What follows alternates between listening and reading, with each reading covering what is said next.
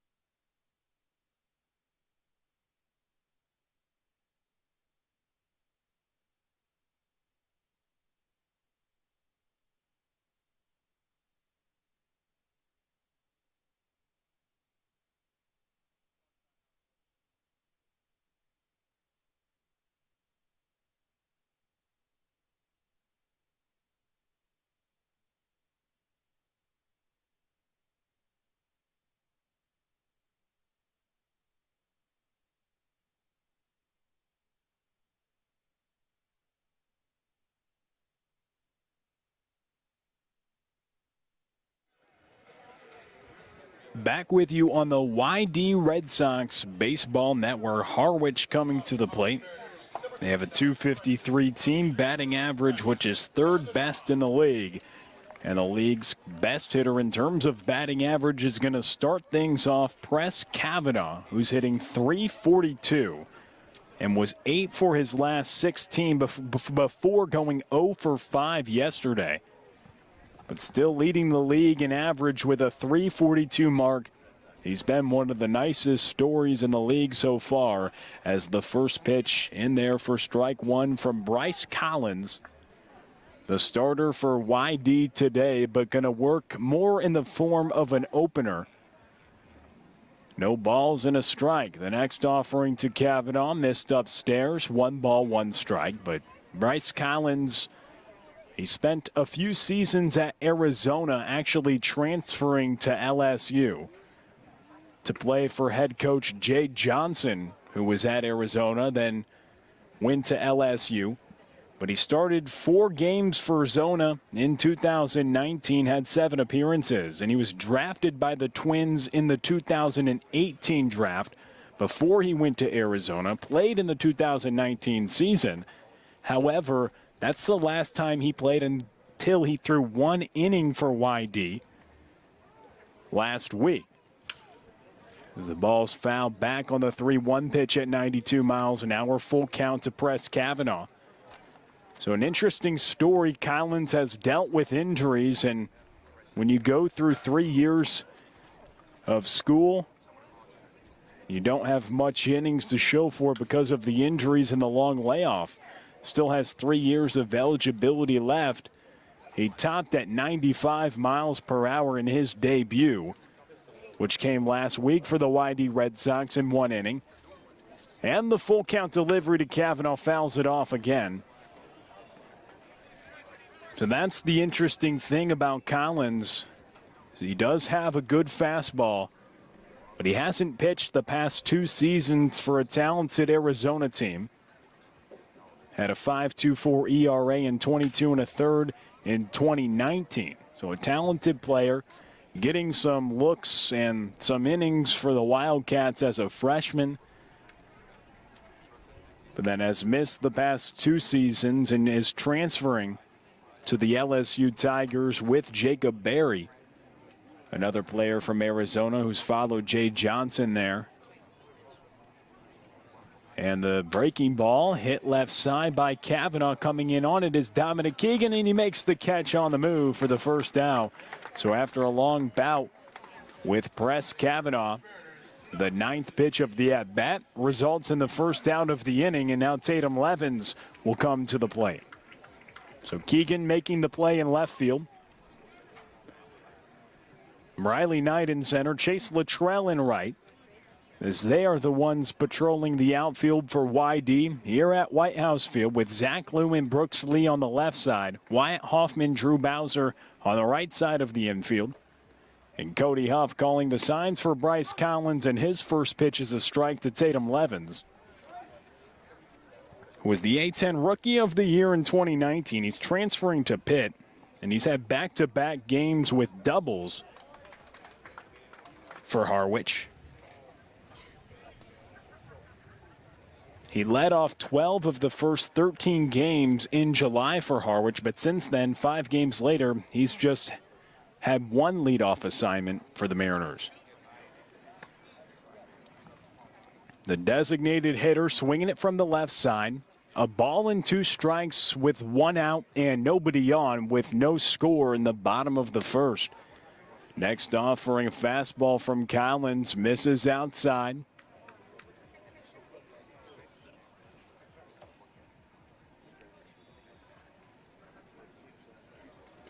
Collins out of the Y, misses low with the fastball. And so once again, for the second consecutive hitter, it's going to be a full count. Zach Jacobs, he's projected. He was announced as the probable starter for YD as the breaking ball misses from Collins, and he issues the free pass to Levens on the full count pitch, and now has to deal with Brock Wilkin. Press Kavanaugh leading the league in hitting. Brock Wilken right up there as well. Has over 1,000 OPS and has 24 runs driven in, which is second best on the league as well. Wilken enjoying his time on the Cape after having a successful freshman season at Wake Forest. As Tatum Levens is on first base, Brock Wilken hits it to the left side. He has a single on the first pitch.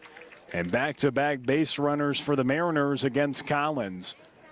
But the announced probable was Zach Jacobs, and that's still going to be the case. He's the one that is slotted to pick up most of the innings for YD today.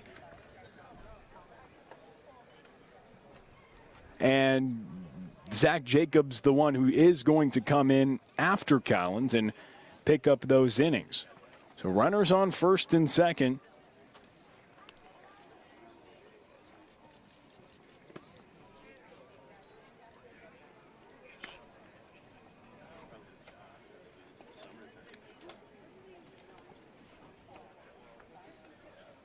Here to Dylan Phillips, the first baseman. First pitch misses low from Collins.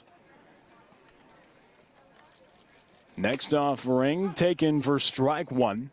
1 ball, 1 strike, 1 out. But 2 base runners aboard here for Harwich in the home half of the first. Collins has thrown 18 pitches, and pitching coach Tom Basella said he's going to be in the ballpark of 25. We'll see how far he can go, and hopefully can get the next 2 outs in this frame as the pitch misses upstairs to Phillips.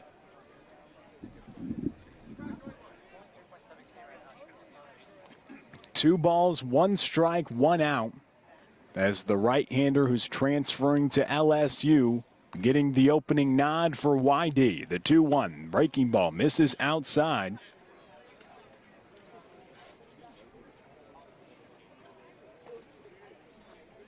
Phillips on the season hitting .353 from Kansas State. 3 home runs, 10 RBI. The 3-1 from Collins, swing and a miss, and now a full count. With no score in the home half of the first. 3 balls, 2 strikes, and 1 out.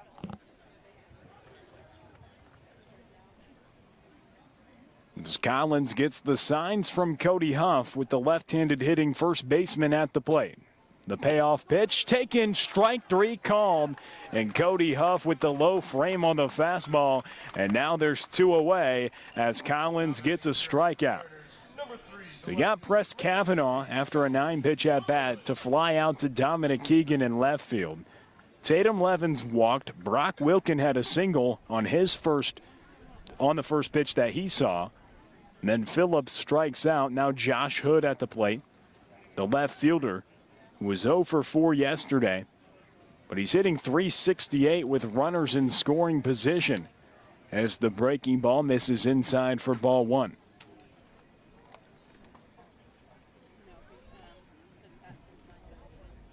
Collins looking in for the signs of Cody Huff with Brock Wilken, the 6'4", 225-pound freshman from Wake Forest, the runner at first base, and strike 2 taken. 1 ball, 1 strike. In the dimensions, they can be noteworthy many times, but it's also interesting because when Brock Wilken said what he enjoys most about the Cape, he said it was the outdoor showers. And you can have a similar sentiment when you're a larger human being because there's a lot of showers that people can't really stand up fully straight, and as that ball is cracked to center field. Riley Knight camping under it, shades to his left, and is able to make the play. 3 outs, so no runs, and there's 1 hit in the inning, 2 left on, and after 1 inning, no score here from White House Field on the YD Red Sox Baseball Network.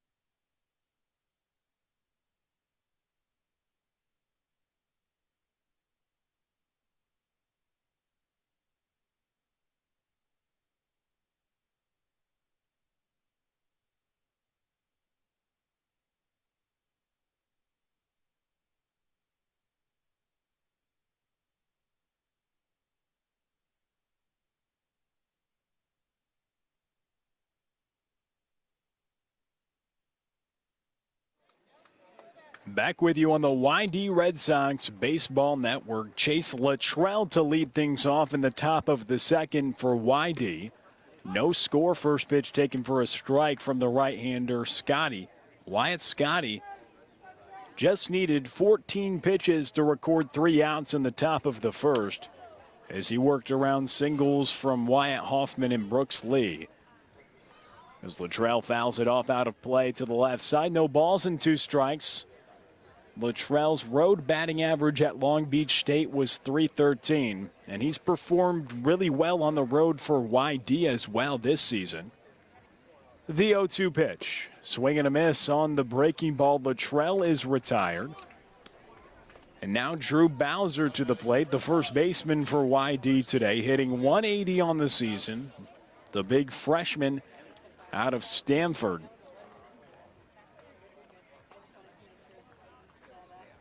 Had Sean Ward on the broadcast yesterday talking about Drew Bowser at the high school level out of Harvard Westlake, which is more in his neck of the woods, being a Southern California man. As the pitch is taken for a strike to Drew Bowser, 0-1 the count. With Scotty working to Brennan Tinsman behind the plate. Next offering cracked right side by Drew Bowser. It's back, and so is the right fielder, Press Kavanaugh, as he shades to his left and back to make the play on the move. 2 outs. A good piece of lumber by Drew Bowser, but he's retired, and now Zach Liu to the plate. Coming up to hit with 2 outs and nobody on in the top of the second. No score. 2 hits for YD. 1 hit coming last frame from Brock Wilkin. Pitch upstairs to Zach Liu, who's hitting .136 on the season. Playing third base today for the Red Sox. And the 1-0 pitch from Scotty. The breaking ball finds the strike zone. For the first strike, 1 ball, 1 strike, 2 outs, nobody on to Zach Liu. And the 7th pitch of the inning taken for strike 2 to Zach Liu. So Scotty was able to work efficiently in the first. He's doing so in the second as well, as has Zach Liu. Here's the 1-2. It's popped up right side foul out of play. With the right-hander typically commands the strike zone well, making his 3rd appearance for Harwich, but first start. And the breaking ball gets Zach Liu. The tag is applied by Tinsman. As the ball was in the dirt, he went fishing for it. And that's a strikeout recorded for Scotty. His 3rd strikeout through 2 scoreless innings, and he's been efficient as well. Through 1.5 innings, it's no score here from White House Field. A new pitcher on the bump for YD, and the bottom of the second. Next on the YD Red Sox Baseball Network.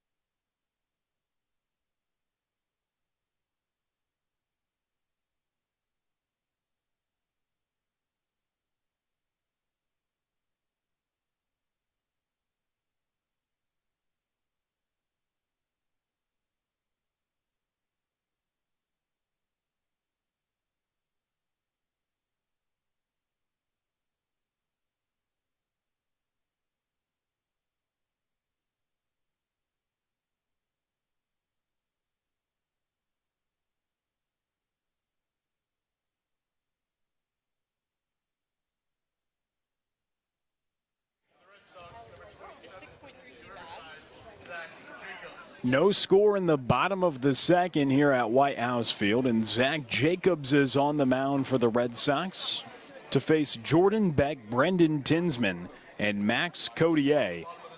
Here in the bottom frame of the second, no score, but Zach Jacobs, the right-hander out of UC Riverside, he gets some cheering from the fans on the home side.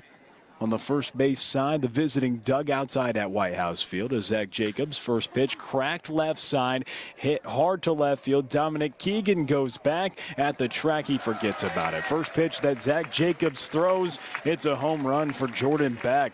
A late addition to the lineup, but Harwich, they're happy about it now.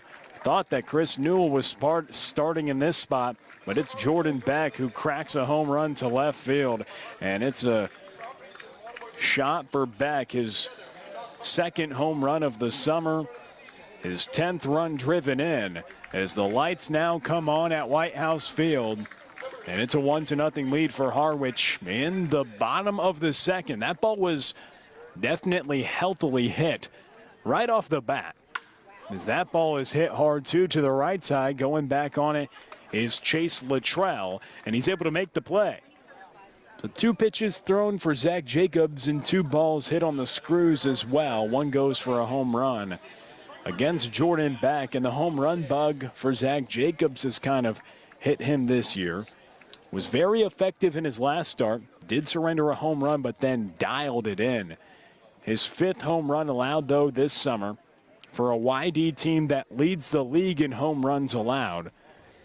But he let up a home run. It was a no-doubt shot to right field by Vanderbilt's Matthew Hogan at Chatham, but then he found himself a groove, retired the final 13 batters that he saw. As Jacobs, a changeup that Max Codier swings through. But Jordan Beck, he hit that ball hard to left field. It was skied in the air, and left fielder Dominic Keegan, he kept running back on it. Typically, that's how you can project where the ball will go, is where the outfielder will go. Dominic Keegan kept going back, but then he had to watch it go over the wall for a home run as it's hit right side. Drew Bowser gloves it right by the first base bag and then steps over with his left foot on the bag for the second out. Bowser didn't have to move much on that play. Was playing close to the line either way. Stayed down on the ball, scooped it up, and stepped on the bag for out number 2. And now the 9th place hitter in the lineup, Zach Preisner, the shortstop at the plate. Here with 2 outs, nobody on. But Jordan Beck greeting Zach Jacobs to the ball game. First pitch he throws, home run, 1-0 lead for Harwich.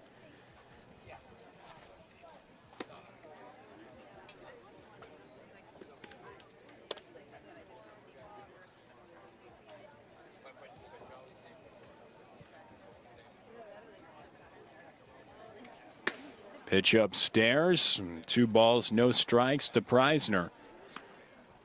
Now, rather 3 balls, no strikes, 1-0 lead, bottom of the second. 2 hits for each team. This is the shortstop, Preisner at the plate, the 9th place hitter in the lineup. He's hitting .233 on the season with 8 RBI and 1 home run. But back with the home run. And we learned about 30 minutes before the game that it was going to be Jordan Beck as the strike is taken. The first lineup we got had Virginia's Chris Newell, who's an outstanding player. As the top of the order, Press Kavanaugh on deck. The ball fouled away, back to the left side.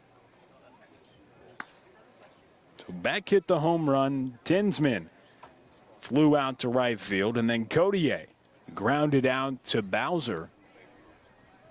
Now the shortstop, Preisner, the full count pitch with 2 outs, hit left side. Brooksley goes back on it, dives to keep it in the infield, but just has to gather it as Preisner has an infield single.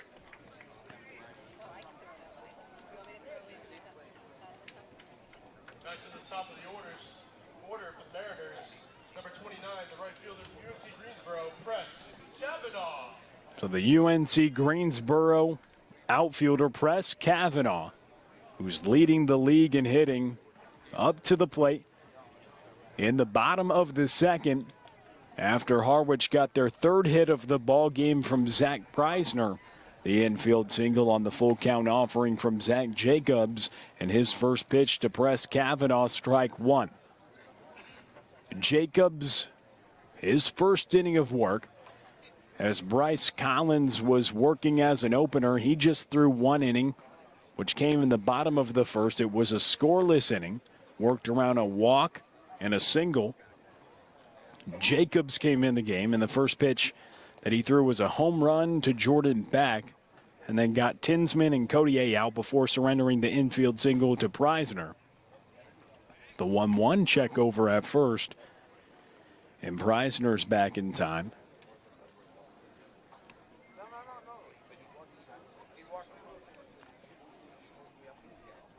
Jacobs comes set, the 1-1 pitch, swing and a miss from Kavanaugh.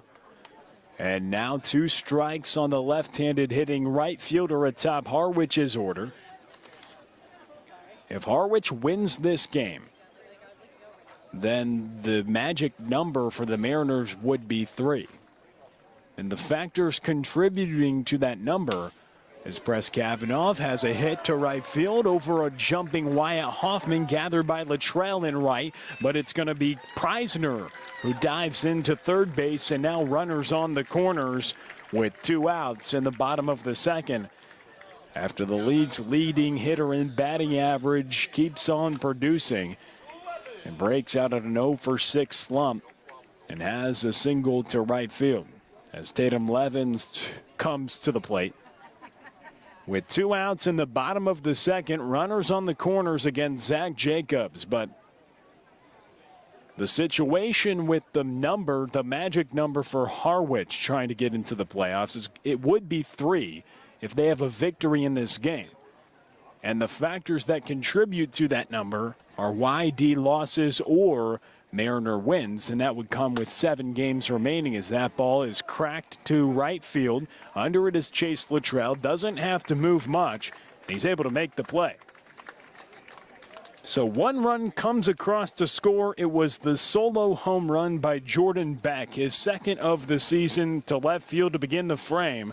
So 1 run came across to score on 3 hits during the frame, but 2 left on. And after 2 innings, it's a 1-0 lead for Harwich here at White House Field. We send it to the 3rd on the YD Red Sox Baseball Network.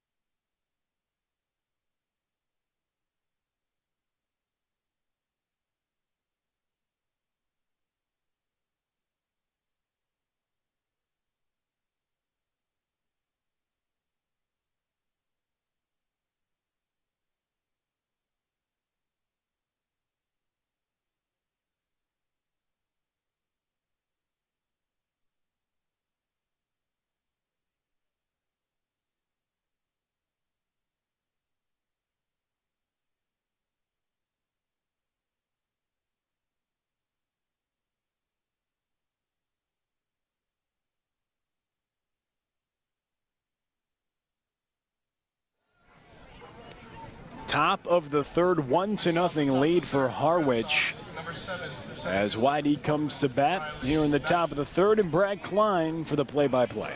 Now, thanks, Will. Top of the 3rd inning, Briley Knight leading off, and it's his first at-bat, way ahead of the changeup by Wyatt Scotty, a right-handed freshman from Northeastern. Working from the windup with the high Red Sox and blue stripes across. Fouled back to the screen on the elevated fastball. And Briley Knight quickly behind, no balls and 2 strikes. Well, the headline for this inning, you'd have to imagine, is Wyatt Scotty versus Wyatt Hoffman, who's really come on as an elite hitter for the Red Sox. There goes Briley Knight twirling around the changeup for strike 3, So 3 pitches and 3 strikes on Briley Knight against Wyatt Scotty, who continues to be very, very efficient. Coming up on the 28th pitch of the day for the Northeastern product, and already 23 strikes. And the 4th strikeout of the day. Here's Wyatt Hoffman, who singled to left his first time up to start the game. And the breaking ball in the dirt for ball 1. Wyatt Hoffman looks back to Scott Pickler, who only has some motivating applause to give him. What else are you going to tell your best hitter? Statistically speaking, the changeup down the pipe, count even at 1-1. And of course, Brooks Lee, Dominic Keegan, those are the guys who are going to steal the headlines. But all Wyatt Hoffman has done in his time in the CCBL has hit well. Fouled back to the screen off of the pole. So Kerplunk, 1 ball, 2 strikes. But Hoffman coming into this game hitting .281 with 8 RBIs on the season. And goes down swinging for out number 2. Back-to-back strikeouts to start off the away third. Retire Knight and Hoffman. Here's the 2-hitter, Tanner Smith. The Oregon product for YD struck out swinging his first time up.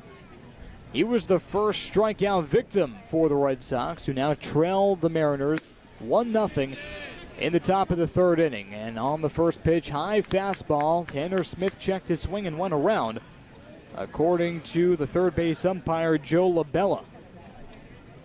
No balls, 1 strike, 2 outs, no one on for Tanner Smith. Fastball grounded right side, could be an easy play for Phillips. He underhand grabs it and stomps on the bag in time, side retired. No runs, no hits, and no one left on. 2 strikeouts for Wyatt Scotty, who continues to cruise in the middle of the third. It's the Mariners 1 and the Red Sox none, right here on the YD Red Sox Baseball Network.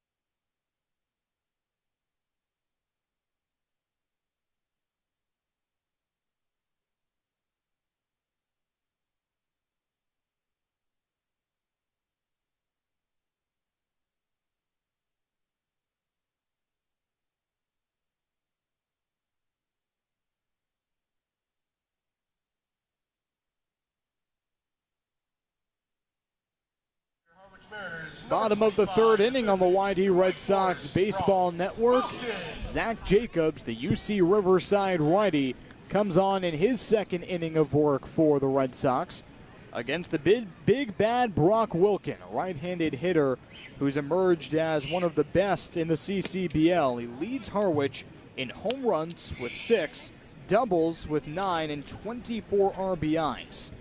First pitch breaking ball misses in the dirt, low and away, ball 1. Zach Jacobs gave up a solo home run on the first pitch he threw in the bottom of the second inning to Jordan Beck. That has been the difference. 2 balls and no strikes on the fastball, waist high but inside to Brock Wilken. And the 2-0 on the inside corner, according to the home plate umpire Alan Lebrino. So 2 balls and 1 strike, no out, and no one on. But Jacobs, after giving up the home run, forced some contact in the air. There's the spike curveball, popped up in the air again to the right side, foul ground. Drew Bowser on for a look, and Bowser makes the catch over the rail by the YD dugout. Now batting for your Harwich Mariners, 1 away in the bottom of the third. From Kansas State, Dylan Phillips. And it's never something to scoff at to retire Brock Wilken, who's now 1 for 2 on the day, but Zach Jacobs forcing contact in the air can only be a bad omen, according to pitching coach Tom Vasella. He said that the thing that really drew the coaching staff to Zach Jacobs' last appearance was the ability to force contact on the ground and the sinker and the curveball that Chatham Anglers hitters weren't able to do or do much with. In fact, 10 of the 18 outs he recorded against Chatham were ground balls. And now Jacobs, after delivering a first pitch fastball for strike 1 to the left-handed hitting Dylan Phillips, is even with Phillips on the changeup that misses outside.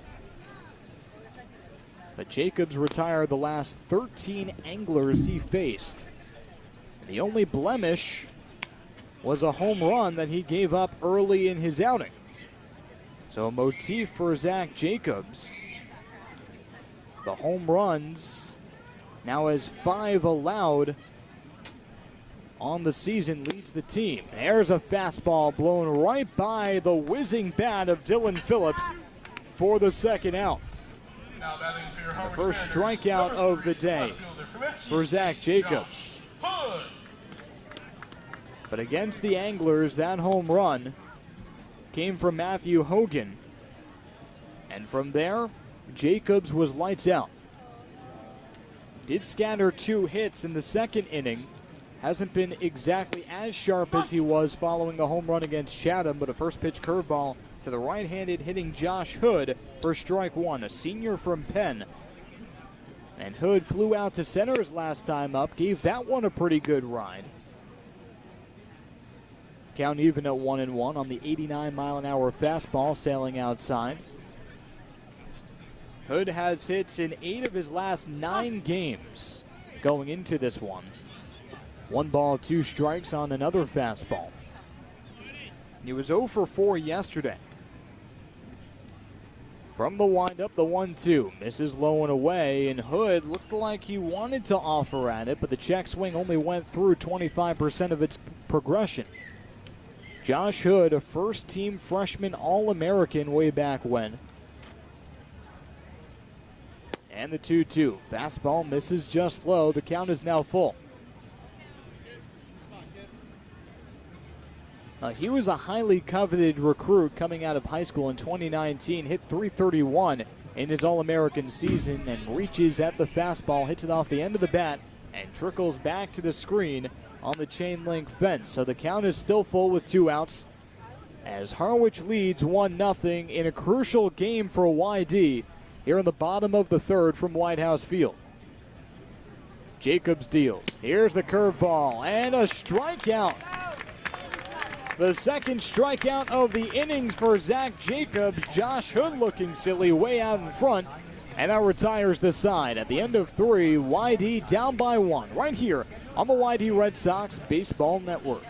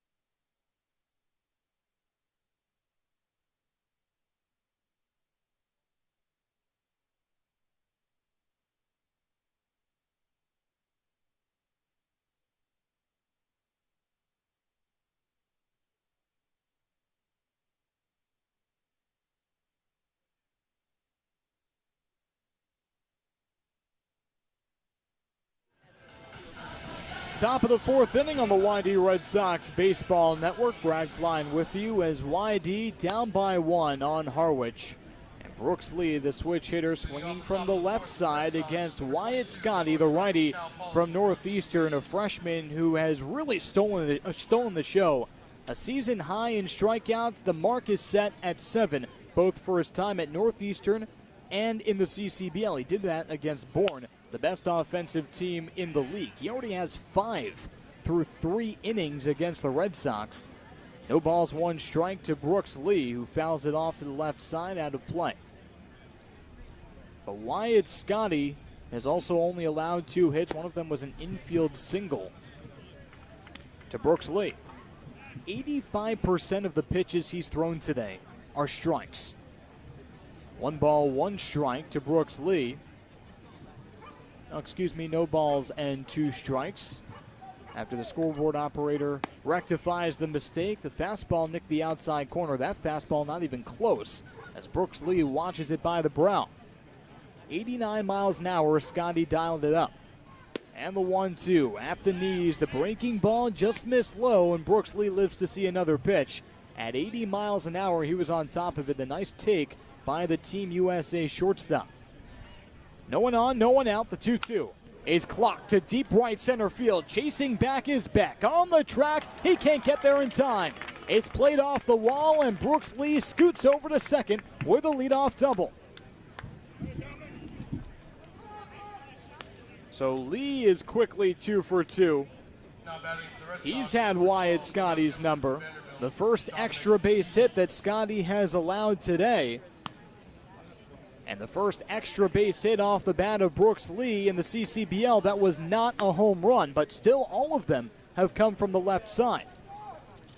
So here's Dominic Keegan, who knows a thing or two about extra base hits, specifically the long ball. 12.5% of his at-bats result in home runs. First pitch changeup misses outside for ball 1. And that's important because the home run leader in the CCBL, Tyler Locklear from Orleans, hits home runs at a 9.2% clip. So Keegan, if he was here the entire time, he'd be in pretty good shape. Fastball misses, letter high, 2 balls, no strikes. Now, Wyatt Scotty typically tops out at 91 miles an hour, but has been fluctuating mid to high 80s today. Lee on second base after the leadoff double. Top of the 4th inning. Dominic Keegan drives one deep left field. Forget about it. That one is gone. Top of the 4th inning, a no-out dumb bomb to give YD a 2-1 lead.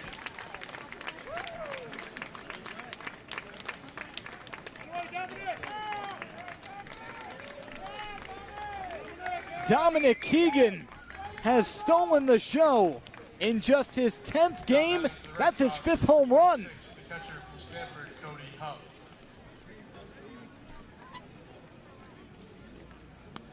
2-1 YD leads. So Wyatt Scotty finally roughed up, and it comes from the meat of the order. Brooks Lee and Dominic Keegan, 2 guys who were expected to be crucial in YD's playoff push, haven't quite lived up to the bill. And Cody Huff drives one to center field. That's going to go down for extra bases. Huff rounds first. He's on his way to second. Jordan Beck's throw is not in time. Cody Huff is on second base with a stand-up double. Still no one out in the top of the 4th inning. Now batting for the Red Sox, number 6, the right fielder. So a double, a home run, and a double put YD in the driver's seat against Wyatt Scotty, who had himself a great freshman year in the CAA, a CAA all-freshman teamer, who only gave up 1 long ball at Northeastern, now has the tall task of going up against Chase Luttrell from Long Beach State. And a mound visit for the infield. No coach for Harwich on the bump. And Cody Huff stands on second base, and his roommate Chase Luttrell digs in. The left-handed hitter who's also rooming with Eric Yost, who will later be rooming with Wyatt Scotty at Northeastern. And the home plate umpire, Alan Librino, comes in to break up the mound visit.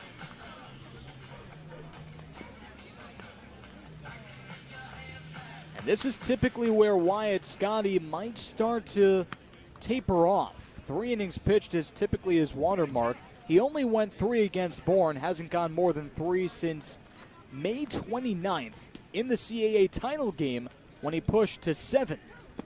And a first pitch breaking ball in the dirt inside at 76 miles an hour to an observing Chase Luttrell.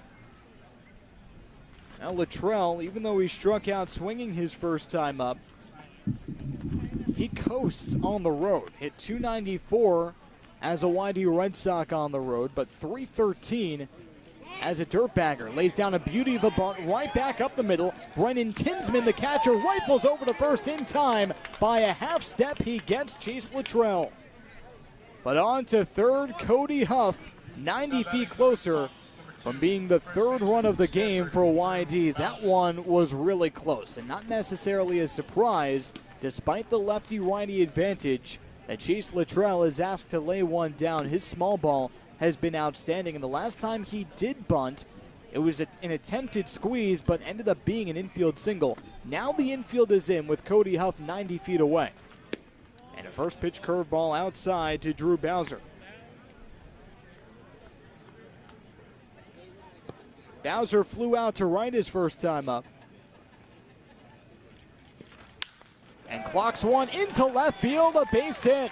That's an RBI single for the Stanford product, and YD leads 3-1 in the top of the fourth. Now batting for the Red Sox, number 8, the third baseman. The line continues to move for the YD Red Sox. Going into this frame, there were only 2 hits off of Wyatt Scotty. One of them was an infield single, but since then, a double, a home run, a double, a sac bunt, and an RBI single for Drew Bowser. Now it's Zach Lou's turn, as Drew Bowser dances off first base, celebrating hits in 3 of his past 4 games. Zach Lou fouls it back to the screen on the first pitch fastball, dings off of the iron pipe, and Wyatt Scotty trying to claw his way back into form.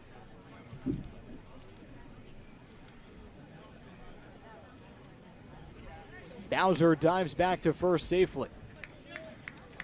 So Wyatt Scotty paying some close attention to Drew Bowser.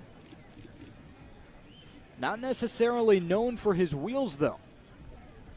Working from the stretch, comes set, and deals. There's a changeup smothered in the dirt by Tinsman to keep Bowser put at first base. Well, Drew Bowser hit .302 in his past year at Stanford. Not known for his wheels, though, known for his bat. No stolen bases as a YD Red Sox. The count is even at 1-1, and there goes Scotty again back to first base for a diving Bowser. 1 out with Bowser on first base after his RBI single. YD 3 and Harwich 1. Zach Lou nubs it foul past Tinsman's right ear. Back to the screen. 1 ball and 2 strikes. The Red Sox absolutely have to have this game. Tragic number is at 5. 5 more losses and they're out. But then again, they're trying to catch up to Harwich, so a loss to Harwich would accelerate that ticking clock, and a loss today would make the tragic number 3.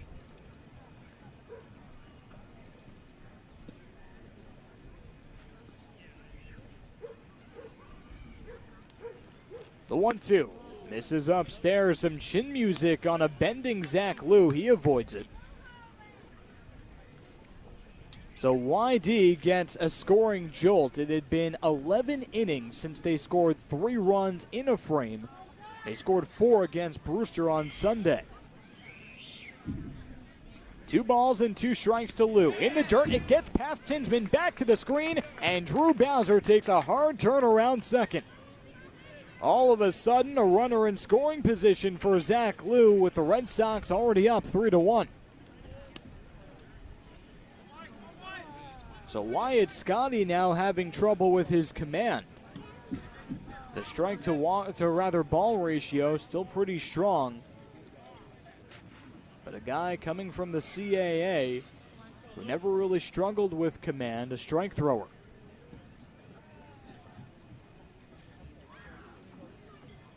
A full count to Zach Lou with Drew Bowser on second base. 1 out, top of the 4th. And the pitch misses outside, ball 4. So the first walk issued by Wyatt Scotty of the day puts runners on first and second for Briley Knight. And that might be it for Wyatt Scotty. A mound visit and a fresh gun coming from the pen. We'll let you know all you need to know about the new Southpaw on the other side, right here on the YD Red Sox Baseball Network.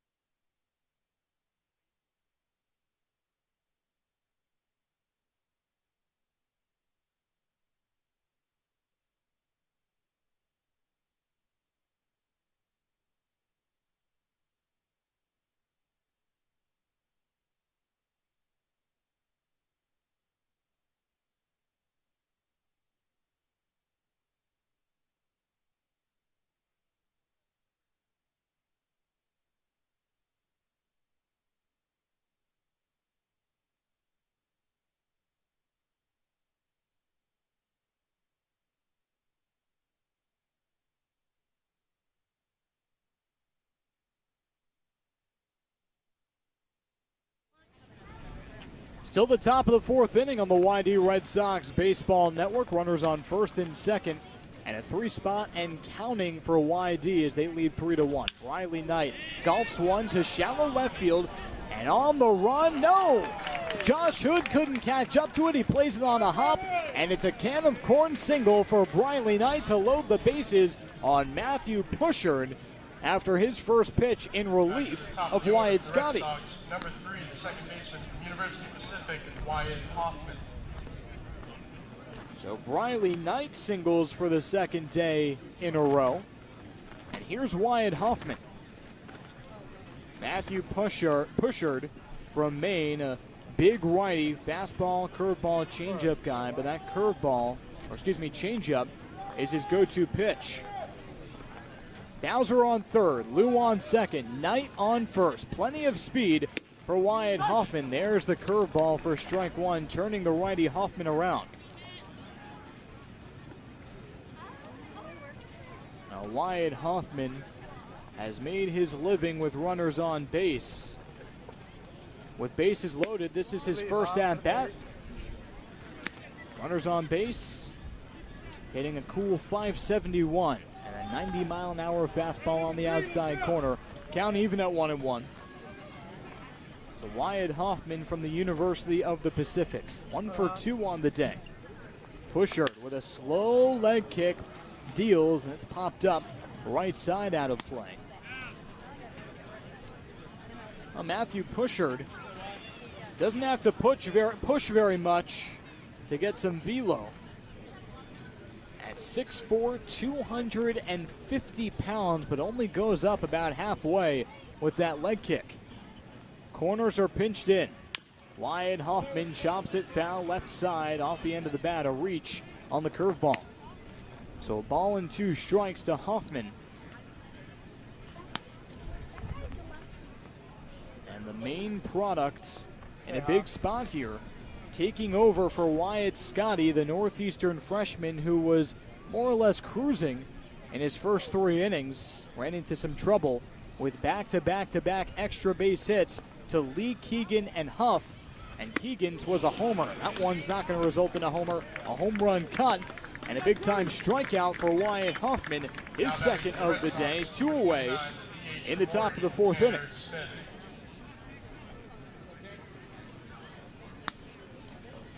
So here's Tanner Smith with 2 outs and the bases loaded.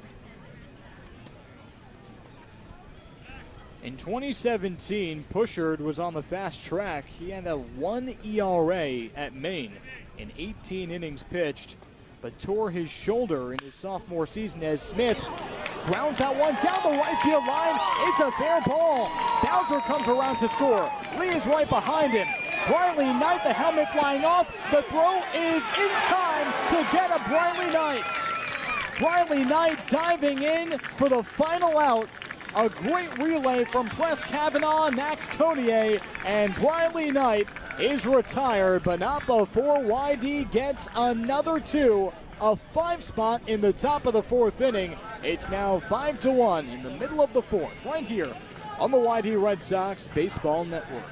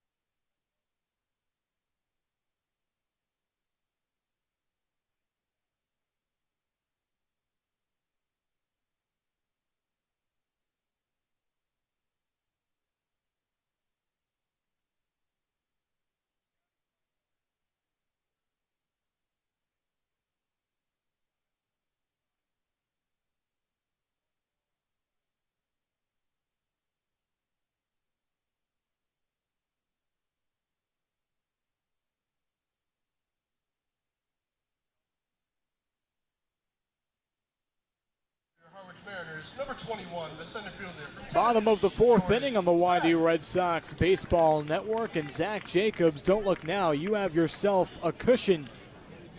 5-1, the Red Sox lead after a 5 spot in the top of the fourth inning, and Jacobs delivers a first pitch changeup low and away to Jordan Beck for ball one. And forgive Jacobs if he's a little cautious on Jordan Beck, who hit a home run that's still landing, still waiting to land. Hit it in the top of the second inning, and a breaking ball bends in for strike one at 70 miles an hour. There's the spike curve from the UC Riverside righty. And that's the only run that Jacobs has allowed today. The home run to Jordan Beck on the first pitch he threw. Since then, 2 hits, 2 singles. One of them was an infield single. Now 2 balls and 1 strike on the changeup that misses inside to Beck. And Beck watches the fastball outside. 3 balls, 1 strike. And Zach Jacobs steps off the mound, something he does pretty routinely just to regain his breath. Tom Vasella, the pitching coach, said there were some fundamental things early on in the season they were working on. The 3-1 was golfed to the left side and fell. A line drive way out in front, and Jordan Beck goes over to the dugout to get some new lumber. Broken bat off the handle. I said the mechanical things that Jacobs had to work on was making his delivery a little bit more compact. He was opening himself up. The chest was all over the place, but wanted to really push his momentum towards the plate in a condensed way. He says that's helped Jacobs force some more weak contact on the ground and getting his sinker down. The count is now full to Jordan Beck, with no one on and no one out. In the bottom of the fourth inning, YD by 4. Zach Jacobs gets the sign from Cody Huff. Deals. Fastball driven to deep right field, but Chase Luttrell was playing deep. He hardly had to move. Maybe 2-3 steps to his left. Perfect positioning for the first out in the bottom of the fourth. So here's Brendan Tinsman, the catcher, a senior from Wake Forest. He came in as Aaron McKeithen's replacement. He's busy playing pro ball, was just drafted a few weeks ago. This is just his 5th game for Tinsman. And the Demon Deacon watches the fastball inside, on the inside corner. So Zach Jacobs in his high Red Sox deals a curveball, forces a check swing, went around 75%, no balls, 2 strikes. Jacobs has 2 strikeouts on the day, had 5 against Chatham in what was his breakout performance his last time out. Another curveball poked shallow center field. Wyatt Huffman, the second baseman, dives but can't make the catch. It's down for a 1-out single. You'd have to imagine if anyone can make that catch, it would be Wyatt Huffman, who's tied for the second shortest on the team at 5'10", but despite the lack of length, Hoffman has a very quick first step.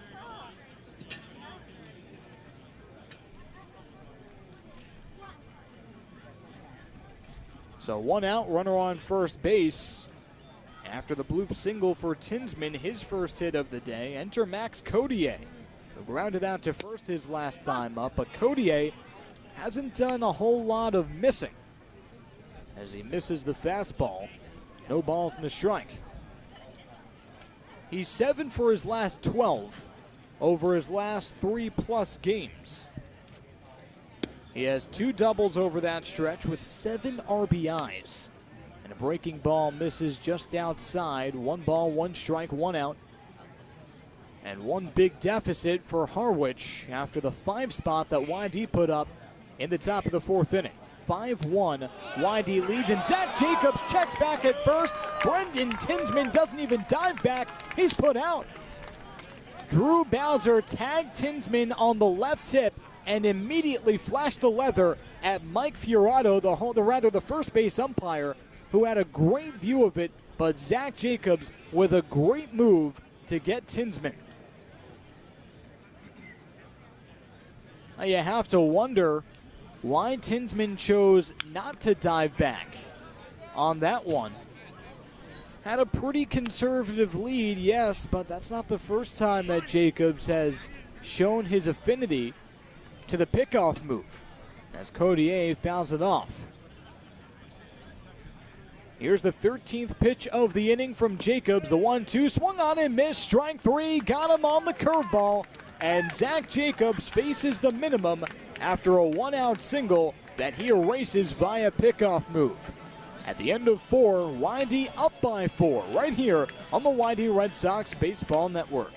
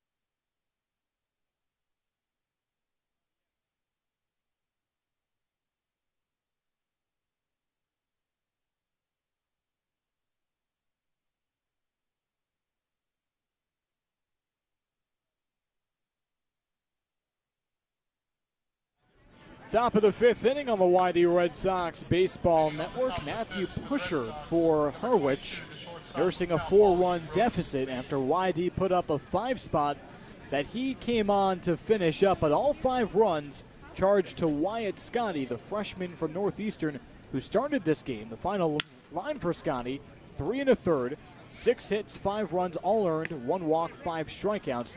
As Brooks Lee swinging from the left side, the switch hitter pokes it foul, left side out of play. A YD scoring some runs in bulk. A 5 spot in the 4th inning.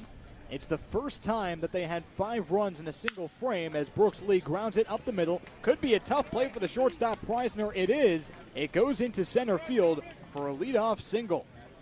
Brooks Lee, have yourself a day. Welcome back. 3 for 3 in his first 3 at-bats. So Brooks Lee was a big part of that 4th inning.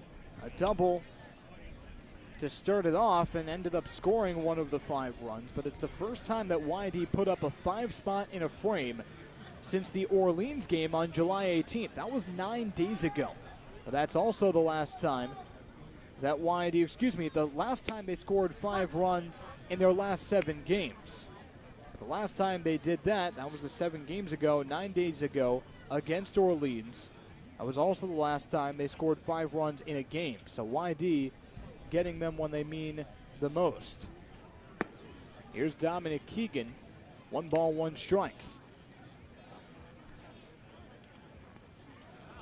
So Brooks Lee has 3 hits. The last time he had 3 was when he had 4 in his debut as a YD Red Sox way back in June. Dominic Keegan homered his last time up. 1 ball, 2 strikes on a big home run cut. No outs in the top of the 5th inning with YD leading 5-1. Dominic Keegan 1 for 2 with that blast. That's already his 5th home run of the season as a YD Red Sox, just his 10th game. There's a breaking ball that Keegan thought better of, bounced about 3 feet in front of the plate, 2 balls and 2 strikes. Matthew Pushard is yet to give up a run of his own. Gave up plenty in the 4th, none of them belong to him. And Keegan watches the knee-high fastball, strike 3 call. So there's the second strikeout of the day for Pusher, the first of the inning. One out with a runner on first for Cody Huff. In 2021, Pusher had a 3.78 ERA in 33 innings.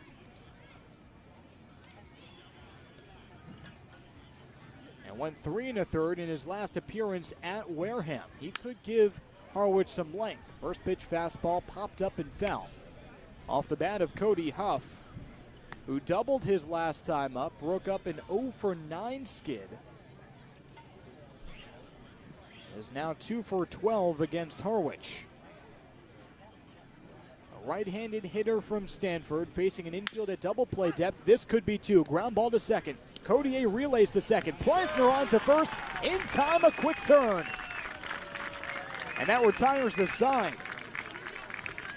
Matthew Pusher faces the minimum after a leadoff single, forces the 4-6-3 double play, and in the middle of the 5th, it's YD up by 4, right here on the YD Red Sox Baseball Network.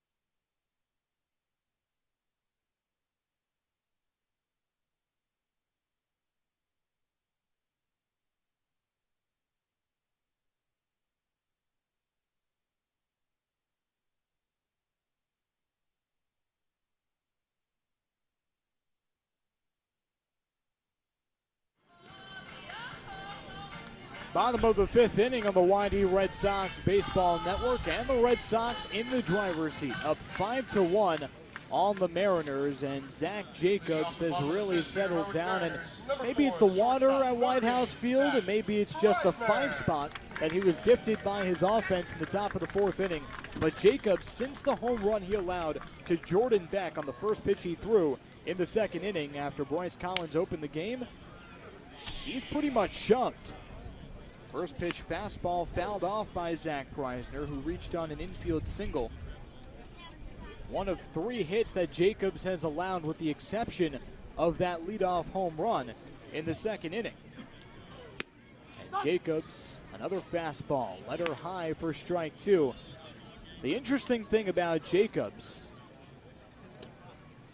is that he struck out 3 Mariners at this point and has recorded 3 outs in the air. And there's a breaking ball that misses outside. That spike curveball that has a lot of 12-6 action. But a lot of Jacobs' outs come from the ground, as that one's tattooed to deep right center field. Briley Knight sprints over to his left to make the catch from deep center. Knight was playing deep to begin with on Preissner, who has his fair share of pop. Was able to take an efficient angle on the liner, so 1 away for Zach Jacobs. And even though we're not really on cue on this, Jacobs and his sinker and his curveball force a lot of weak contact on the ground, which is something that Tom Vasella was really looking at. That's one of the reasons that Jacobs didn't start this game. He wanted Bryce Collins and his 95-mile-an-hour fastball to speed Harwich up, and then the slow and steady 70-mile-an-hour curveball of Zach Jacobs to throw them off and force some weak contact on the ground. Quickly behind, though, 2 balls and no strikes on the leadoff hitter, Press Kavanaugh. Left-handed swinger, and swings foul. Back to the screen. 1 for 2 on the day, the junior from UNC Greensboro.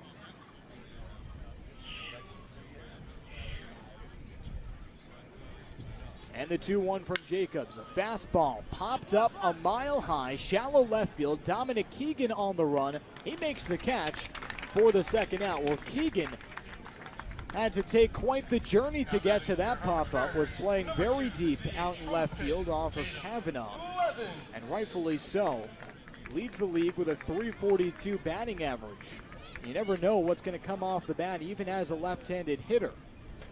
But Keegan, who's a natural catcher and getting some corner outfield assignments courtesy of Scott Pickler, had to show off his wheels.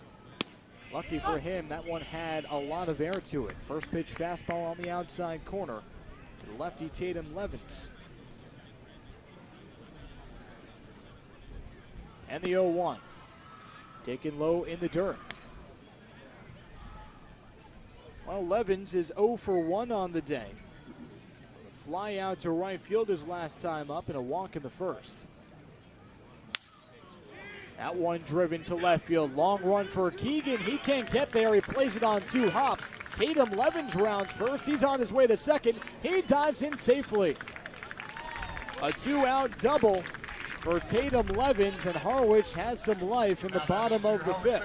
Number 25, the third baseman from Wake Forest, Brock Wilkin. So there's another example of Harwich getting some air under Zach Jacobs. It's been a different mode of construction for the righty from UC Riverside. All of the outs he's recorded have come in the air, with the exception of 1 ground out and 3 strikeouts. He's now allowed 5 hits. Here's Brock Wilkin, one of the most dangerous hitters in the CCBL. And the third baseman takes the curveball for strike 1. So after the double to left field off the bat of Tatum Levens, it's a runner on second with 2 outs in the bottom of the 5th inning for Brock Wilkin. Hitting from the right side. Jacobs kicks and deals. That one driven to center field. Briley Knight chasing in. It's shallow, and Wyatt Hoffman backpedaling. He makes the catch. Wyatt Hoffman had to scurry a country mile, got under it, but it just kept on carrying and carrying and carrying. And with Briley Knight charging in from center field, he was left very vulnerable. Knight had to just bail because Hoffman just could not back up quick enough to call off Knight in time. At the end of 5, YD leads 5-1 right here on the YD Red Sox Baseball Network.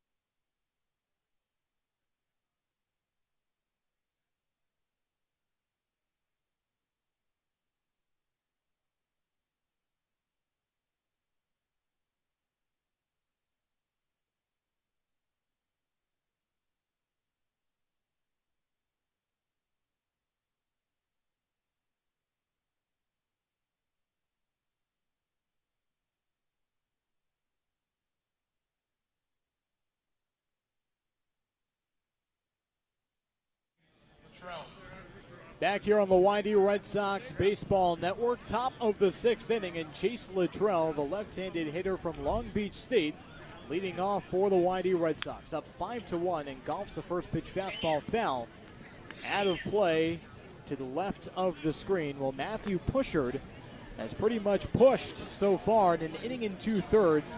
3 hits, no runs of his, at least. That one is driven to deep left field. Chasing back is Hood. He makes the catch over his right shoulder. Josh Hood sprints to his right and had to go about 15 paces to catch up to the line drive of Chase Luttrell. So Luttrell is now retired for the third time today. And Drew Bowser, who had an RBI single in the fourth inning, digs in.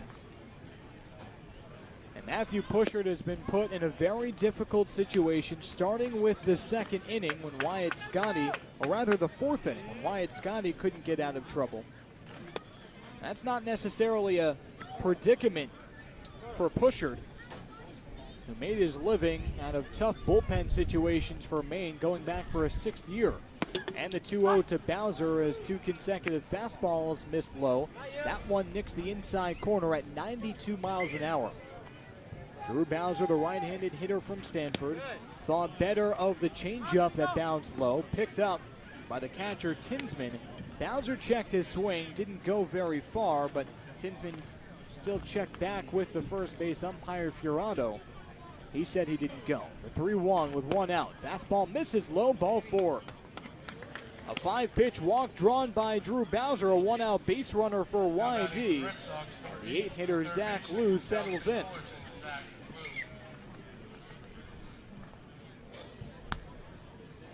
But Pushert coming back for his sixth year, that's not necessarily a coincidence. Tore his shoulder in 2018, then you had the COVID year. That's delayed his progression, which at one point in time looked like it was going to be pretty quick. In 2017, in 33 innings, had a 1 ERA as Liu fouls it right side out of play. So Drew Bowser goes back to first base. It looked like the hit and run might have been intact. Interesting move considering Zach Liu is prone to the strikeout. Has struck out 20 times in his YD Red Sox career. This is just his 22nd game. No balls and a strike. Bowser not running, and a fastball misses high, maybe intentionally as it stands up Tinsman. Scott Pickler flashing some signs at Zach Liu, the Cal State Fullerton right-handed hitter, with the third baseman Brock Wilkin pinched in. Fastball in the dirt, backhanded by Tinsman at 90 miles an hour. 2 balls and a strike with Briley Knight waiting on deck and YD leading 5-1 in the top of the 6th inning. All 5 runs coming in the 4th inning when the Red Sox combined for 5 hits and 4 extra base hits, 3 doubles and a Keegan homer. Zach Liu pops it up right side out of play and foul. Liu in that inning walked though. 0 for 1 with a strikeout in the second. It's 2 balls and 2 strikes with 1 out after Drew Bowser's 5-pitch walk. The first walk issued by Pushert today. 12-6 curveball has Zach Liu way out in front. That's the pitch of the day. Now batting for the Red Sox, number 7. The scouting report says the changeup is Pushert's go-to pitch, but I don't know. That curveball might as well just tap it the hook from hell. The second time that Liu has been retired on strikes today. And Briley Knight, the left-handed hitter from Portland, has a chance with 2 outs and a runner on first. Knight singled his last time up and is swinging on the first pitch fastball out of play foul.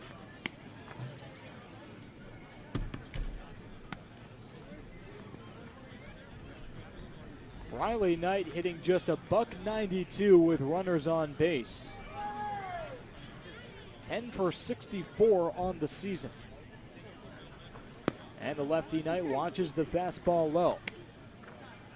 Top of the order waiting on deck, Wyatt Hoffman has 2 strikeouts in his past 2 at-bats. No action in the Harwich bullpen, so you have to wonder how far they want to push Pushert. Slowly dribbled up the first baseline. It's gobbled up by Phillips, and the first baseman stomps on the pillow. In time, side retired. Now YD gets a base runner on a 5-pitch walk by Bowser. No runs, no hits, 1 left on. In the middle of the 6th, it's YD up by 4 right here on the YD Red Sox Baseball Network.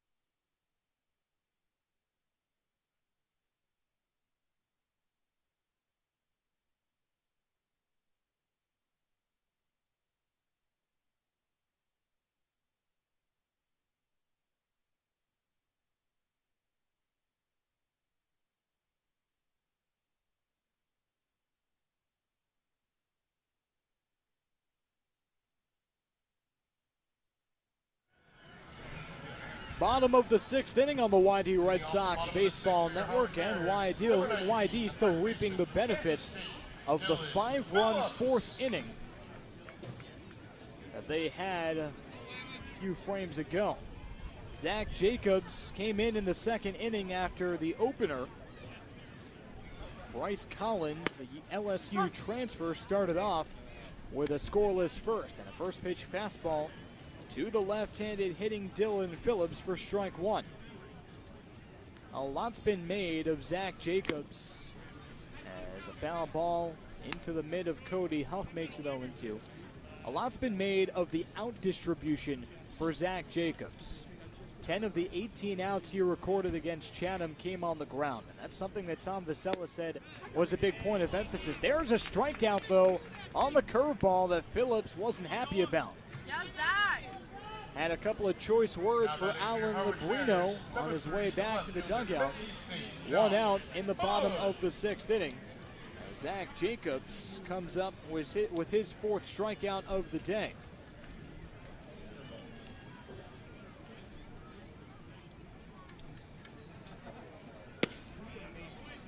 Right-handed hitting Josh Hood, 0 for 2 on the day.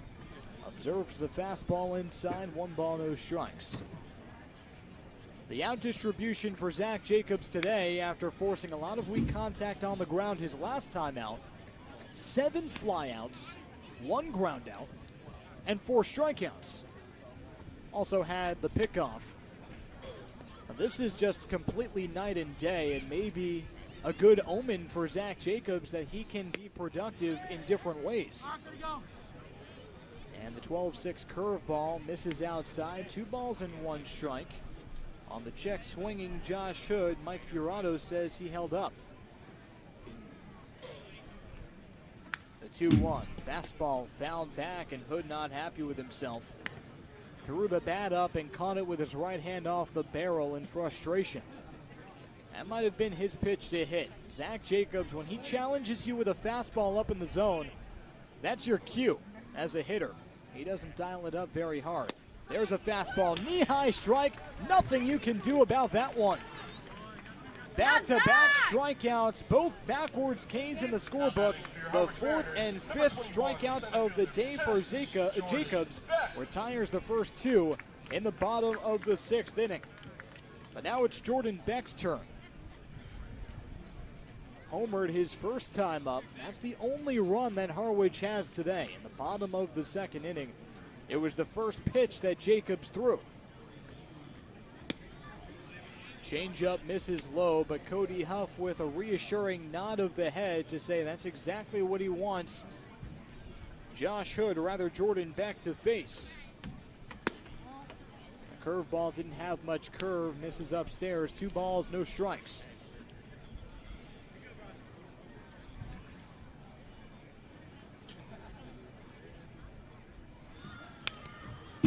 2-1 after the foul ball.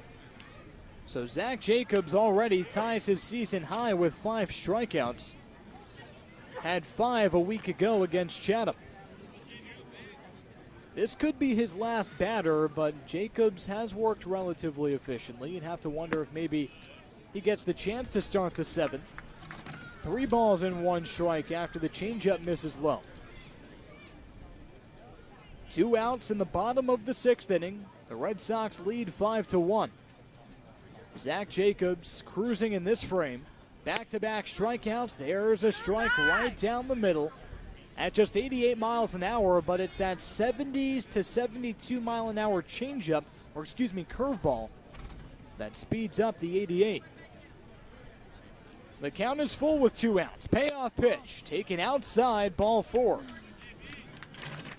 So Zach Jacobs had a chance to retire the side via strikeout, but instead issues his first walk of the day, the 2nd time that the Mariner has walked.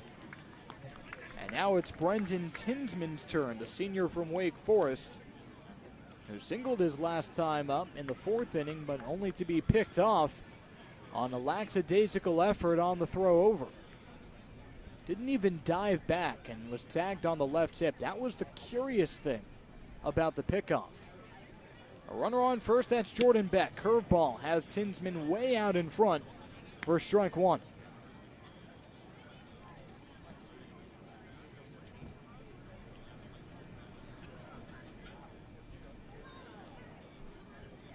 Zach Jacobs, the right-handed pitcher from UC Riverside, brandishes the throw over again, but this time Jordan Beck dives back safely. Nobody going in the YD bullpen.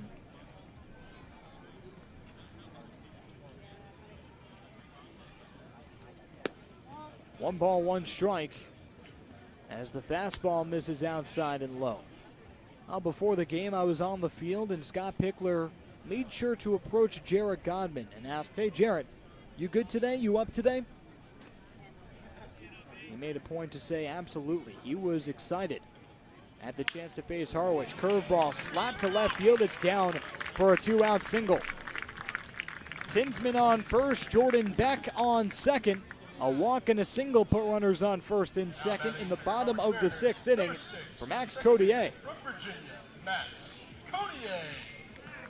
And Codier, despite his 0 for 2 day, is one of the hottest hitters that Harwich has to offer. He's 7 for his last 13 over the past now 4 games, and you factor in the 2 at-bats. Codier, the left-handed hitter from Virginia. Jacobs taking a deep breath, kicks and deals from the stretch, slow ground ball over to Lee. He gathers, he fires onto first in time, side retired. So Zach Jacobs retires the first 2 hitters he sees in the bottom of the sixth via strikeout. From there, a walk and a single, but a ground ball retires the side. No runs, 1 hit, and 2 left on. At the end of 6, it's YD up by 4 in the driver's seat right here on the YD Red Sox Baseball Network.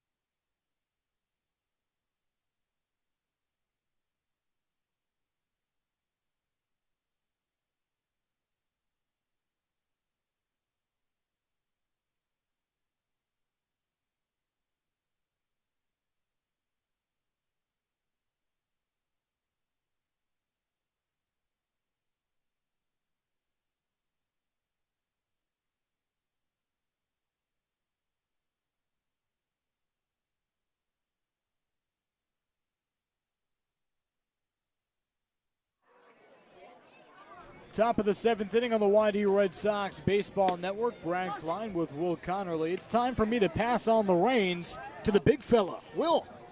Thanks, Brad. Wyatt Hoffman hitting here in the top of the 7th, and Hoffman to right center field rather, and it's easily collected in the outfield for the first out by Jordan Beck, who has a home run today for YD. As Brad says, he passes it to the big fella, but the big man on campus this year has been Wyatt Hoffman at camp for the YD Red Sox. An all-star atop the order. He's now 1 for 4 after flying out to center field, and Now comes Tanner Smith. And Tanner Smith, he's 1 for 3, but a lot of excitement last time he was at the plate. Had a double in the 4th, and 2 runs came around to score. The next run that would have come around to score was Briley Knight. He was thrown out at the plate to end the inning in the 4th, which was a 5-run inning for YD. That's all the runs they've scored today. It's all come in the top of the 4th, leading 5-1 here in the 7th as Pushard in his 4th inning of work, the right-hander who's 23 years old out of Maine.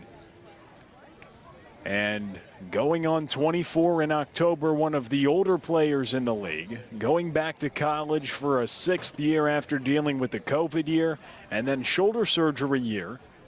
As Tanner Smith has a multi-hit day into right field. Brad Klein mentioned he was due back-to-back games with hits, make it 3 in a row for Tanner Smith, and he's 2 for 4 today with 2 runs driven in, and he's aboard for Brooks Lee, who's 3 for 3 with 2 singles and a double. Lee coming to the plate in the top of the 7th with 1 out. Tanner Smith aboard at first base with a single, and Brooks Lee, who's 3 for 3.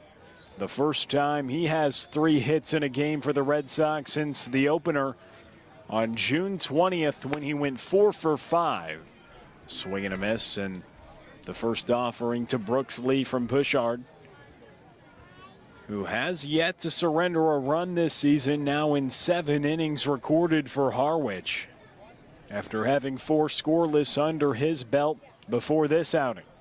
The big righty from Maine comes set, delivers the pitch to Brooks Lee, cracks this one toward the left side. Back on it is Josh Hood. He looks up, and it's down in left field. Brooks Lee rounds into second, and Tanner Smith rather, held up at third. Runners on second and third, and Brooks Lee with a 4-hit day as he doubles to left field. 2 doubles, 2 singles for Brooks Lee, and he is really swinging the bat at a high level right now. The switch hitting shortstop, first time he has 4 hits, just the second time this season, both coming, the other one coming in the first game of the year. And now Dominic Keegan to the plate.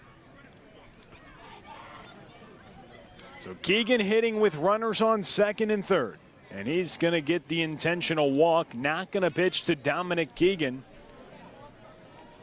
and that loads the bases for Cody Huff. Cody Huff in the 5th hit into a 4-6-3 double play to end the 5th, and that was a very impressive turn. But how about Brooks Lee? 4 for 4 today. Brooks Lee coming into this game was hitting .352, that average only going up, as he's on second base with Dominic Keegan on first and Tanner Smith on second. It was a fly out of Wyatt Hoffman to begin the frame. Tanner Smith with a single, Brooks Lee with a double, the intentional walk to Dominic Keegan, and now the bases are juiced for Cody Huff. First pitch, a ball. So YD's got the bases loaded, leading by 4 runs in the top of the 7th. They now have 11 hits. This is the 5th time this season they've had 10 or more hits in a ball game, and the first time in 9 days when they've exceeded and notched double digits in the hit column. A ball and a strike to Cody Huff with 1 out. Bases loaded, up by 4 in the top of the 7th, but YD looking for some more insurance with Cody Huff at the plate. So the ball's rifled foul, out of play. Now ball and 2 strikes. Pushard working here to the Stanford catcher Cody Huff. He's 1 for 3 today. He doubled in the 4th when YD had 5 runs scored. The kick from Pushard, and a strike 3 called on Cody Huff. The inside off-speed pitch catches Huff looking, and he goes down via the strikeout. And now Chase Luttrell will come to the plate with the bases loaded. Luttrell 0 for 3, hitting .235 on the season with 11 runs driven in. which is the second most on the team behind Tanner Smith after his 2 today. And Jace Luttrell puts a drive to this one to deep right center field, but on the move to make the catch is Jordan Beck in the right field gap. The center fielder ranges to make the play, and the frame is over. No runs for YD on 2 hits and 3 left on in the inning. And now it's stretch time here at White House Field. YD enjoying a 4-run lead on the YD Red Sox Baseball Network.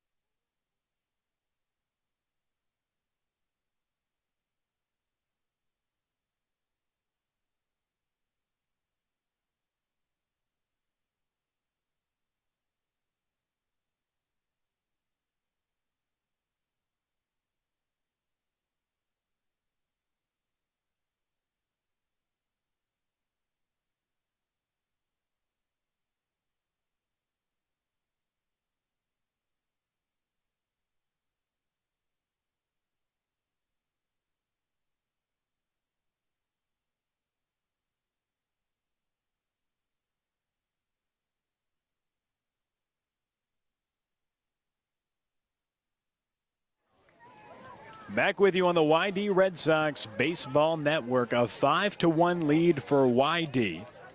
And their 1-2 punch at the plate has been pretty solid today. Zach Jacobs, he's been a little bit of the same on the mound, as the first offering is upstairs to Preisner here in the bottom of the 7th.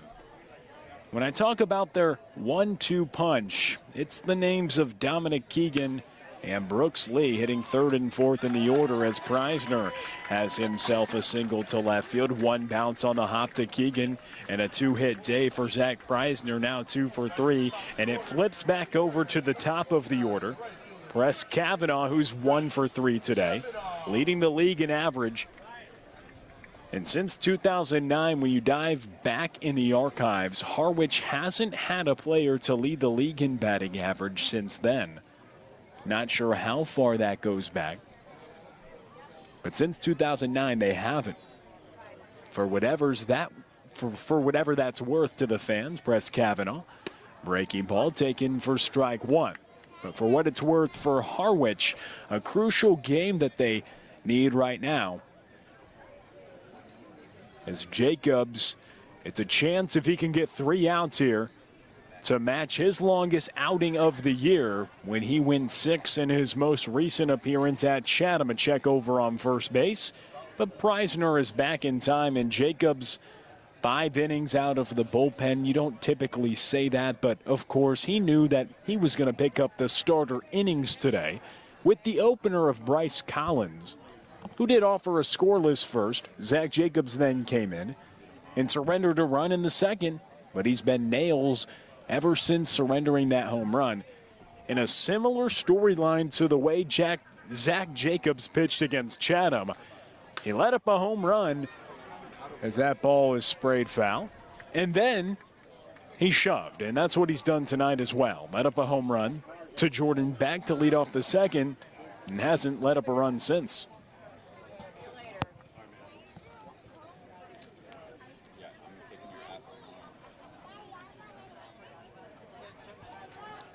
No balls and 2 strikes to Press Kavanaugh, who has a .342 batting average with 1 home run and 12 runs driven in. Hit to the right side. Wyatt Hoffman shades to his left, collects over to Bowser at first, and Kavanaugh is retired on the 4-3 ground out. Wyatt Hoffman shading over to his left, gathers the ball and makes a nice play. And now Tatum Levens to the plate, has had 3 straight games with a double.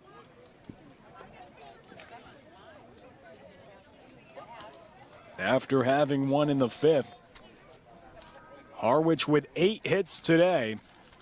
Zach Jacobs out of the bullpen has surrendered 7 hits, but just 1 earned run allowed. The 7th hit was to Zach Preisner.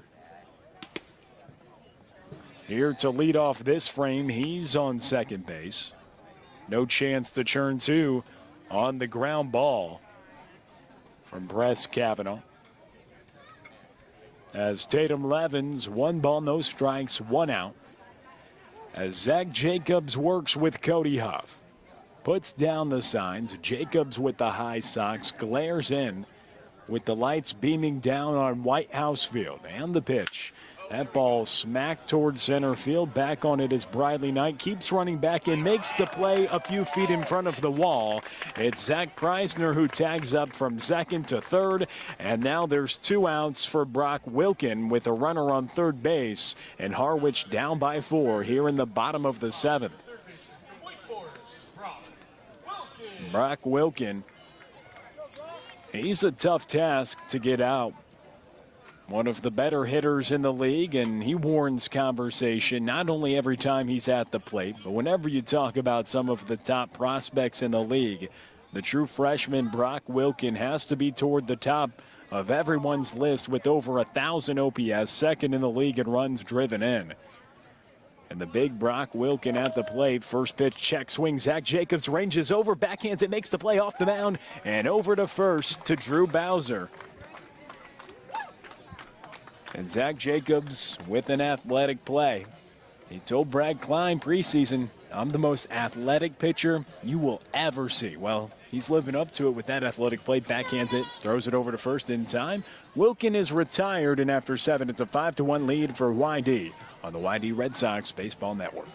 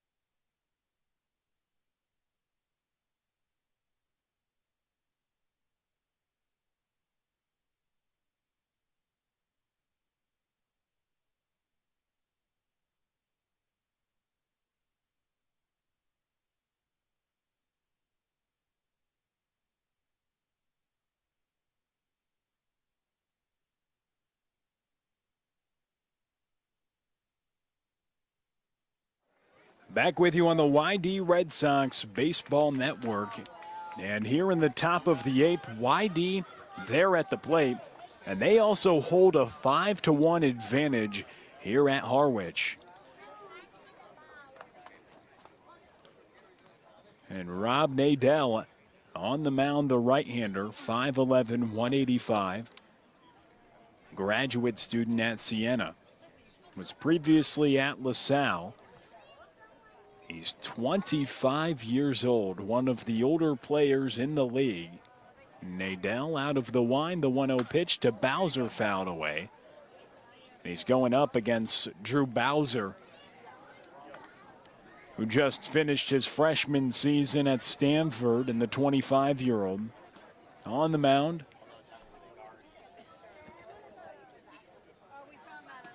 The 1-1 pitch hits the dirt and bounces back to the backstop. 2 balls and a strike here in the 8th. 11 hits and 5 runs for YD today. 8 hits, but just 1 tally for Harwich, and YD leads by 4. And Bowser fouls it away. Drew Bowser is 6 years younger than Rob Nadell, the 5'11", 185-pound right-hander.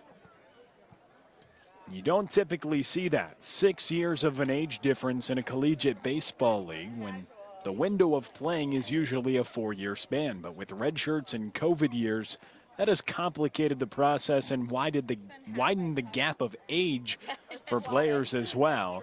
As the pitch is upstairs, with players opting to come back, but then talented true freshmen wanting to get in the lineup.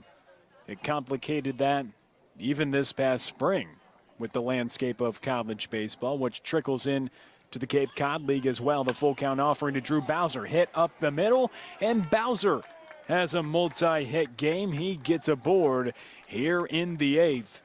Drew Bowser now 2 for 4, has driven in a run. He has hits in 3 of his past 4 games, and he's swinging the bat much better.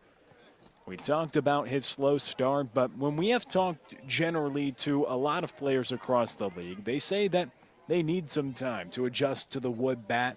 And someone who didn't have experience playing with a wood bat, had high school baseball, but the end of the 2020 season cut short at the high school level for Bowser. Then in 2021, swung with Stanford, didn't have a lot of time with the wood bat, but now getting used to that lumber, and he's really swung better over the last few weeks compared to the slower start.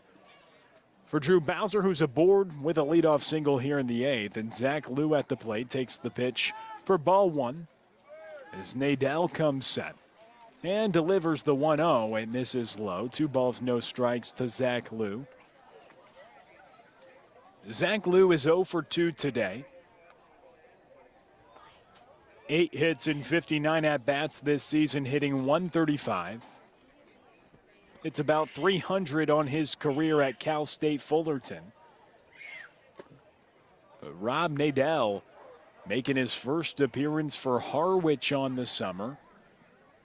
Played in the NECL in the summer of 2019, and then played in the A-10 in the shortened 2020 season for LaSalle, and then played in the Florida Collegiate Baseball League in 2020 for North Shore, and then this past season, or the Futures Collegiate Baseball League rather, and then this past season played at Siena, a member of the Metro Atlantic Athletic Conference. But he's in a little bit of a pickle with runners now on first and second after issuing the free pass to Zach Liu.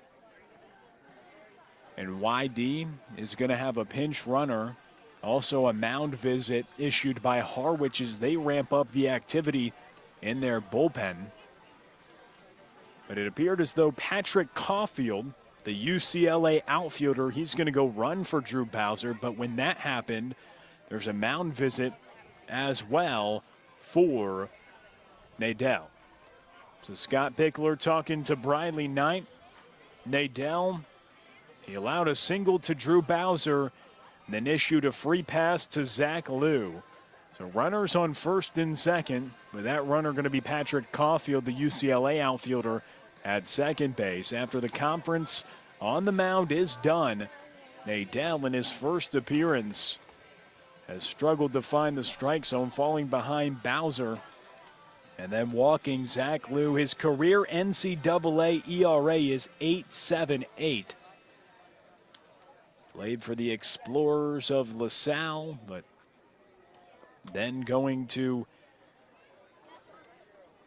take his talents to Siena, where he pitched for a season from Winchester, Mass., which is just about less than 2 hours north of Harwich. And the next offering gets behind the catcher Tinsman and back to the backstop. So runners will advance to second and third with Briley Knight at the plate. 1 ball, no strikes.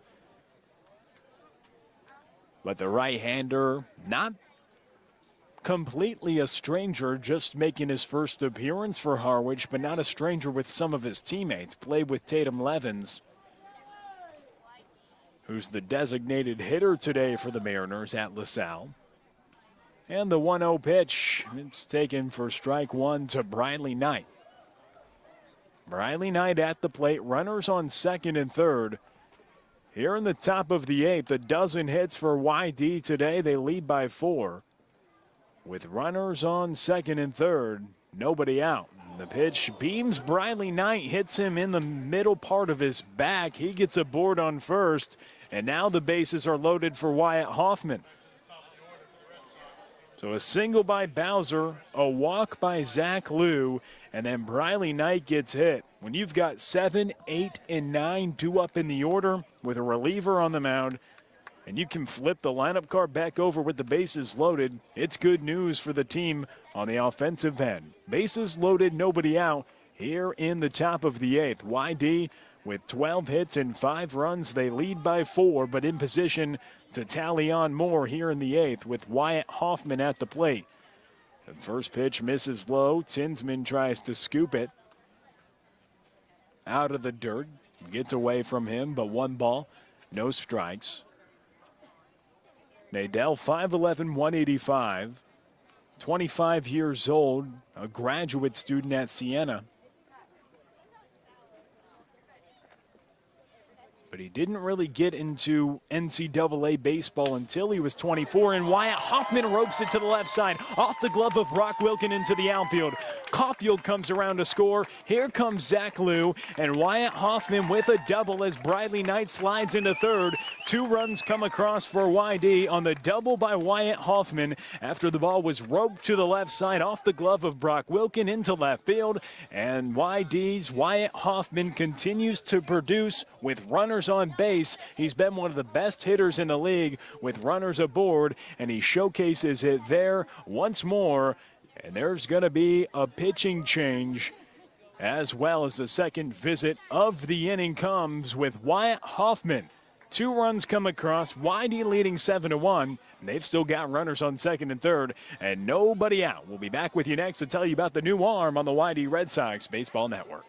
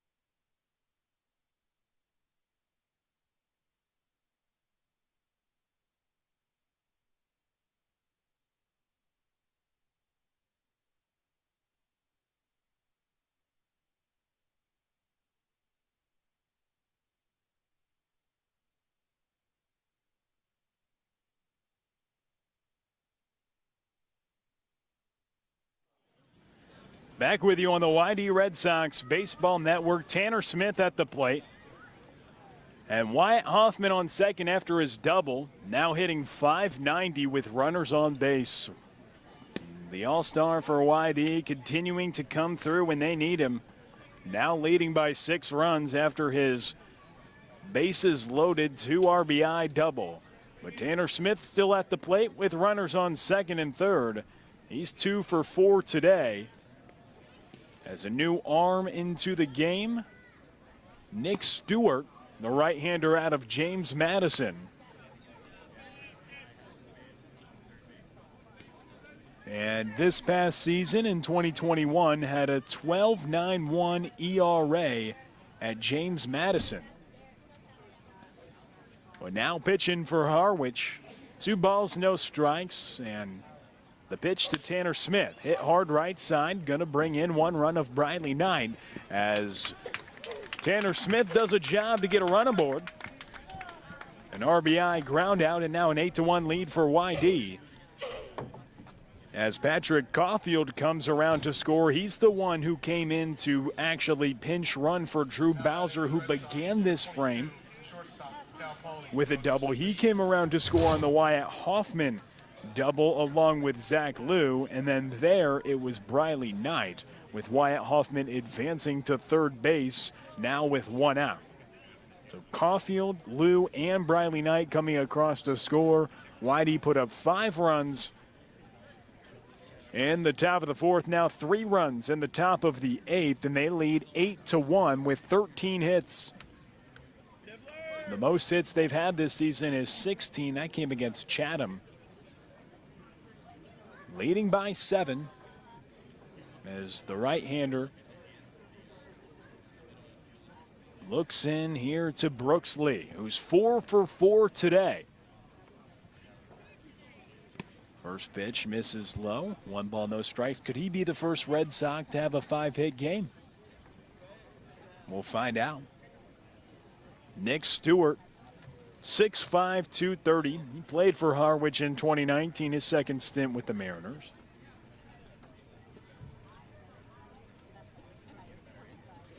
The big righty comes set. Delivers the pitch, missed upstairs. And for Harwich, had a 4.68 ERA in 25 innings pitched, and he was primarily used out of the back end of the bullpen. Did have 5 starts, but also he had 3 saves.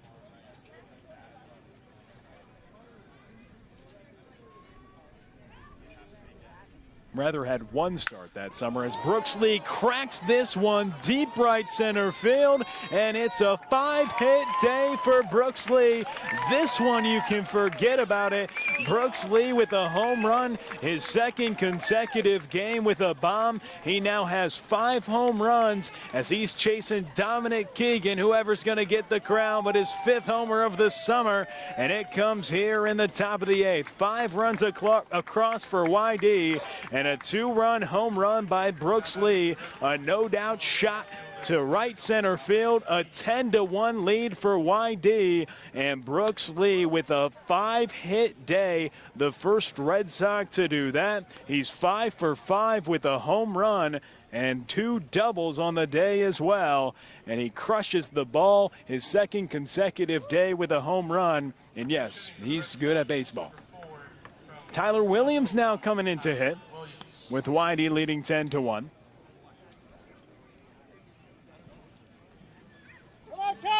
Brooks Lee projected to be one of the top picks in the 2022 Major League Baseball draft. And he's showing himself why.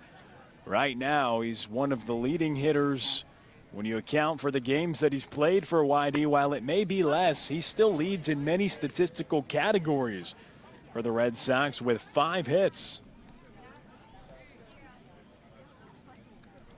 Mr. Brooks Lee, 10-1 lead for YD. 5 runs coming in the top of the 8th. They had 5 runs coming in the top of the 4th.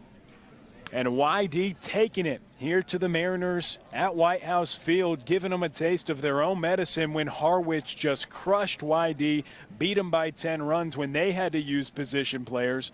It's kind of a different situation this time for YD, who hasn't won a game in their past 5 games, but with the magic, or rather tragic number, with a loss coming on the hands of YD tonight. If they were to lose, it would just be 3 games with 7 games to go, meaning if Harwich were to win 3 or YD were to lose any of their 3 of their next 7, they'd be eliminated from playoff contention and still on the outside looking in. But it was a game they absolutely must have had tonight as Tyler Williams strikes out coming into pinch hit off the bench. It was a game they absolutely needed tonight if they wanted to keep any hopes of being in the playoffs alive. Still on the outside looking in, but what a performance from Brooks Lee today. And it started with an infield single, an unconventional way for the Cal Poly first-team All-American slugger to get aboard. But then had a couple doubles, had over 20 doubles this past season, and then launches a home run. But Tyler Williams, he came in to hit for Dominic Keegan and struck out. Now Cody Huff at the plate. So Nick Stewart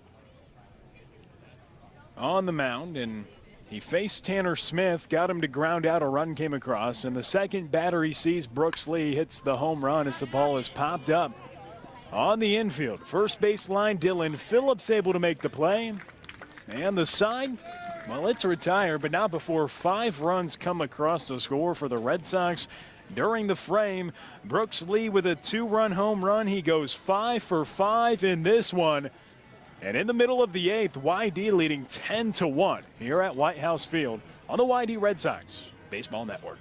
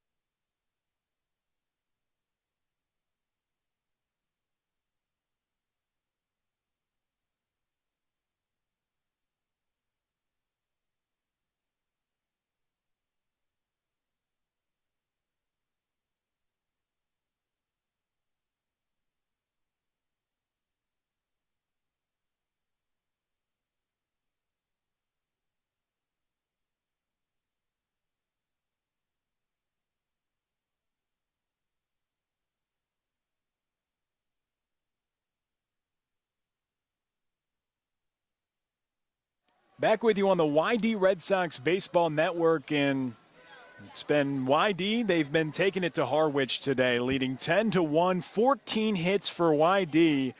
And yeah, 5 of them come from Brooks Lee.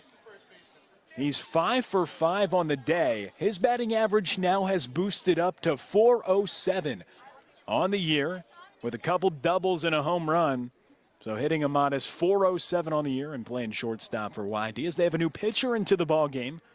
Joe Moran out of Taylor University from Anderson, Indiana. And the right-hander making his first appearance of the summer. And he has a 9-run advantage here in the bottom of the 8th. YD, one of the best offensive performances they've put together all season long as it's grounded to the right side. Chase Luttrell, the first baseman, able to make the play, step on the bag, and Phillips is retired. There's one out here in the bottom of the 8th. So there were some defensive changes for YD when you look at the diamond. Cody Huff still behind the plate, but Chase Luttrell, he's over at first. Wyatt Hoffman still at second. Brooks Lee and Zach Liu still on the infield, but Caulfield He goes into left. Briley Knight in center, and Tyler Williams in right field as the pitch from Moran taken for strike one to Josh Hood.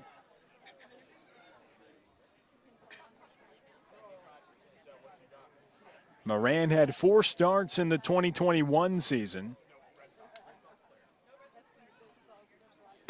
And he transferred to the Taylor Trojans from an NCAA Division III university, Anderson University. He pitched for Anderson in 2018 and 2019.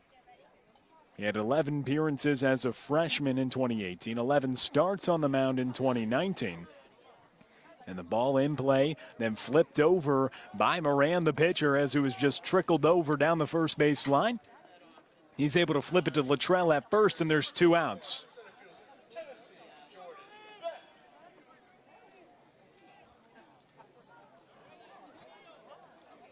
So here at White House Field, YD flipping the script after Harwich came to Red Wilson Field last time and beat YD by a wide margin.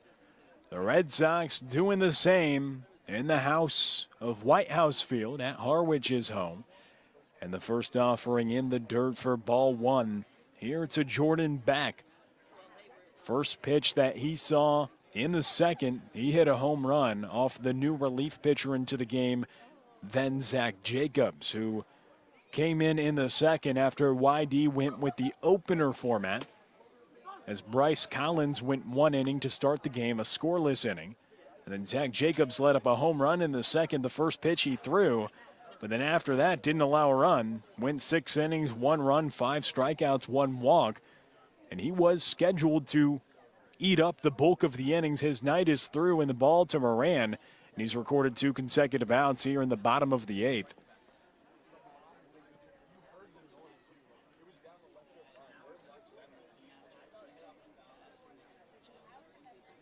He's a two-way player for the Taylor Trojans.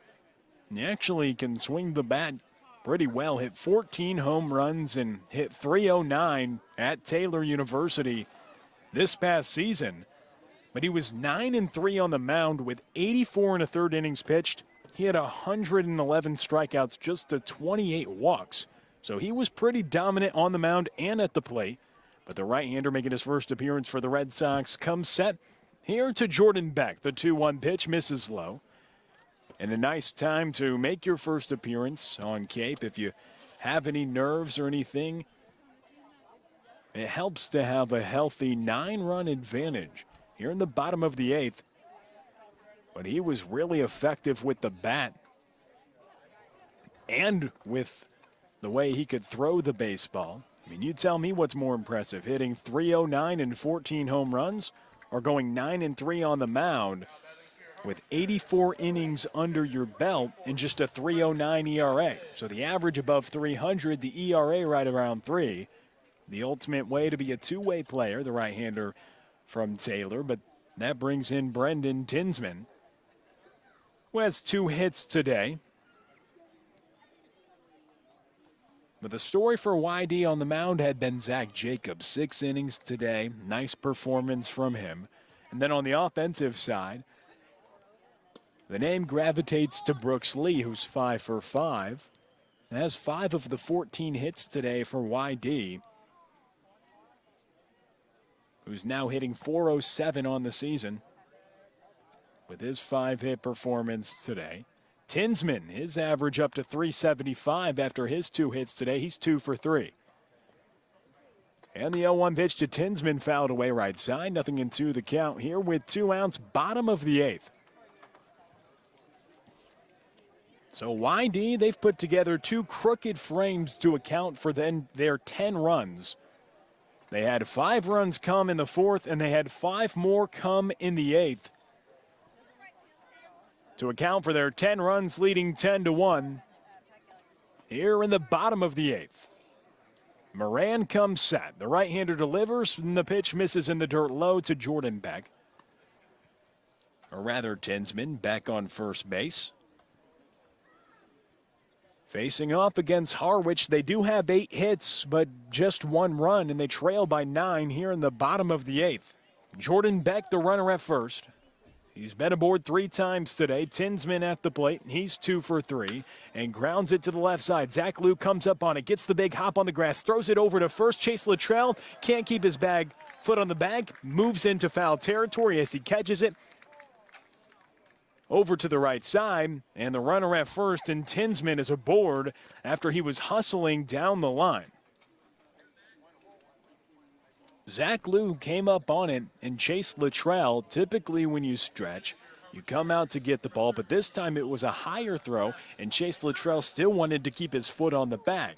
So he tried to do that and actually went in foul territory, but couldn't keep his foot on the bag, and Tinsman gets aboard his 3rd hit of the day, and the Wake Forest catcher, albeit a small sample size, has really produced at a high level, now hitting .412.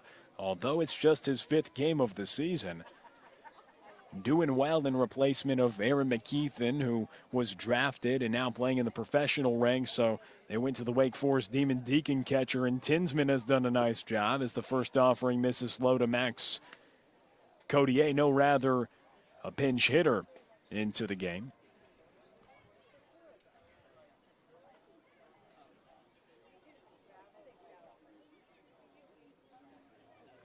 Matt McDermott up at the plate and swinging a miss. He's 1 for 16 on the season, hitting .062, no home runs or runs driven in.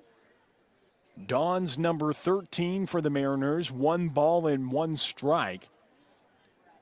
With runners on first and second, after the infield single from Tinsman, he has 3 hits. And the pitch is hit hard to the left side on the screws, but Zach Lou comes to make the play, ranging over to his left and gathering the hard hit ball by McDermott, who is coming off the bench to pinch hit with runners on first and second and 2 outs in the bottom of the 8th. So no runs. There was 1 hit, but 2 left on in the frame. And after 8, YD is up by 9 runs on the YD Red Sox Baseball Network.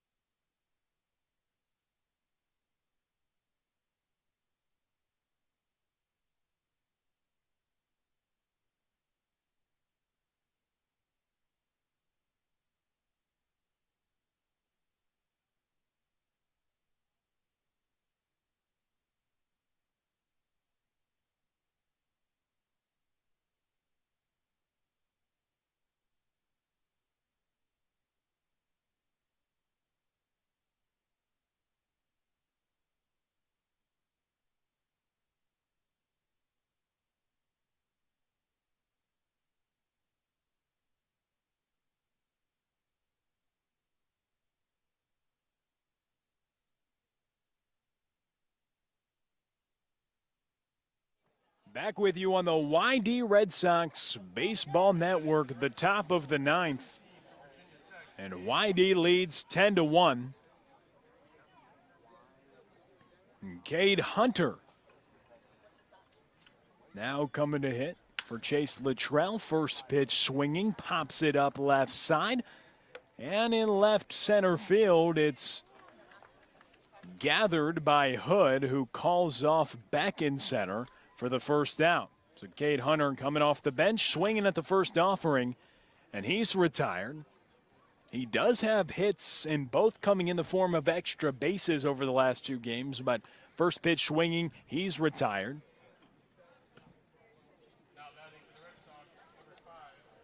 And now Patrick Caulfield, the UCLA outfielder. Just his 3rd at-bat for YD. Had 2 at-bats in the 12-2 loss against Wareham. Went 0 for 2 with 1 strikeout in the game yesterday when YD lost 12-2, but now they're on the other side of a lopsided game where they've scored 10 runs on 14 hits. So Caulfield at the plate, 1 ball, no strikes as Stewart from James Madison in his second inning of work. And James Madison, they've produced some good players across the Cape this year. Orleans' Chase DeLauder having a great season. As we look at some results around the league as that ball's grounded. Speaking of Orleans and Brewster and focusing on the Eastern Division, we do have a result. The first place Brewster Whitecaps fall to Orleans by a score of 6-3. In other news around the league, Bourne was the first team to clinch a playoff spot, but they've now lost 13-2. They fell to Cotuit today. Falmouth is on top of the Hyannis Harbor Hawks by a score of 10-3. And Chatham, they're taking it to Wareham, up 9-3 right now over the Gatemen. So across the league, you've seen some lopsided performances. Cotuit 13-2 over Bourne. Falmouth 10-3 over Hyannis. Going on right here at White House Field, it's a 10-1 lead for YD. The 2-2 pitch to Caulfield takes now a full count. And a 9-3 lead for Chatham.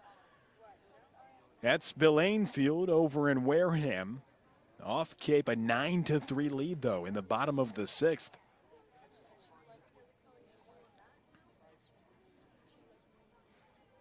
Three balls, 2 strikes, and 1 out, nobody on in the top of the 9th. And here comes the offering to Caulfield. He chases the high fastball and is down on the strikeout, 2 outs.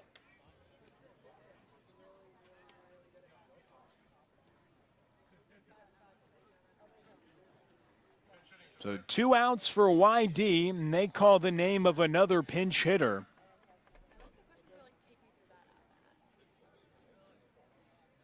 This time, Daniel Rivera from Southern New Hampshire University, a New Britain, Connecticut native, had 1 at-bat in the 12-2 loss yesterday.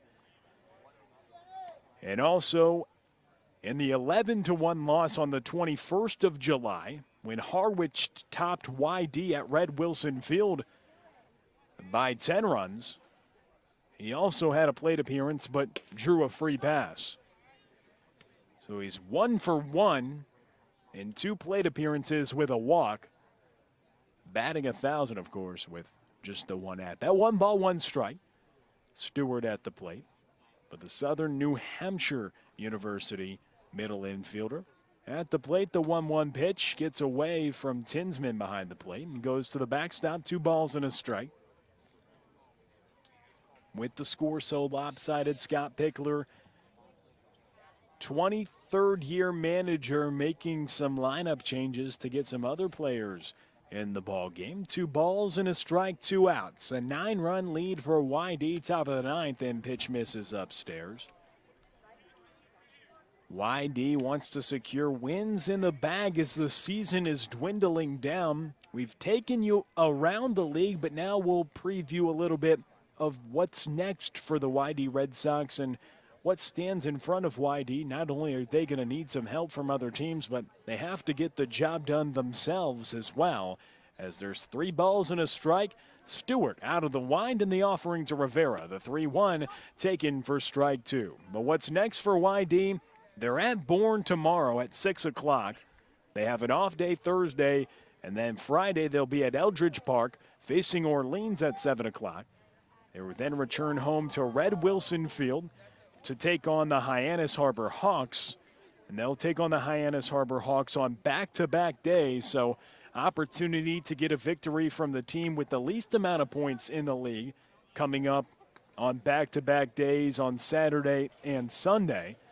Then they finish out the season next Wednesday. They got a game Monday against Chatham, a game Tuesday against Cotuit, and then they finish the season on Wednesday, August 4th at Red Wilson Field hosting Cotuit as Rivera draws a free pass. So 3 plate appearances on the season for Rivera, and he's gotten on base all 3 times. as another pinch hitter comes in the form of Crew Robinson.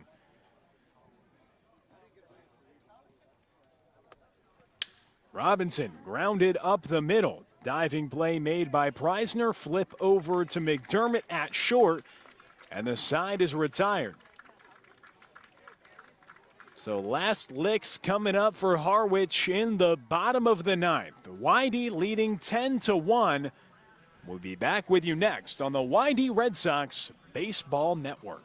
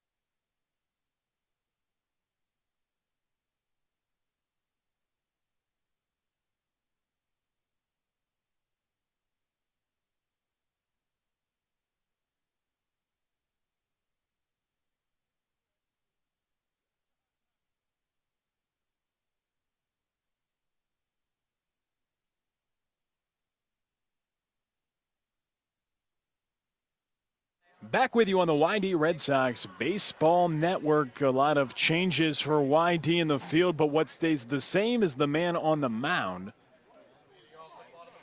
And Joe Moran from an NAIA University of Taylor University. A two-way player there where he played pretty well in the field, at the plate, and also on the mound. But coming in to throw the final 2 innings and get the final 6 outs after Collins went 1 inning. The right-hander who was at Arizona but transferring to LSU. Then the UC Riverside right-hander Zach Jacobs, well, he went 6 innings. It was his scheduled day to make the start. And now Moran trying to get the final 3 outs and would be recording the final 2 innings for YD. If he can do just that here in the bottom of the ninth, last chance for Harwich. 2 balls, no strikes to Zach Preisner, who's 2 for 3 today.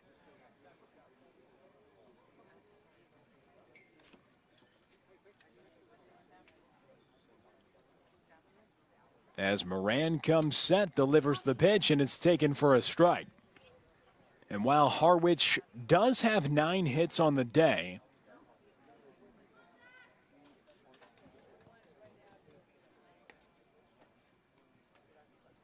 they're just 3 for 12 at the top of their order, which will play, but 3 more hits come from Tinsman as the ball is popped to the right side.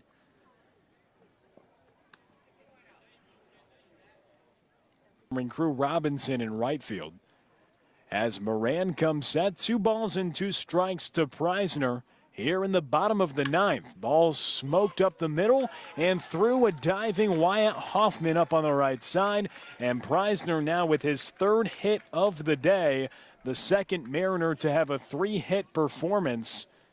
As Tinsman is 3 for 4, and now the 9th place hitter in Zach Preisner has a 3-hit day.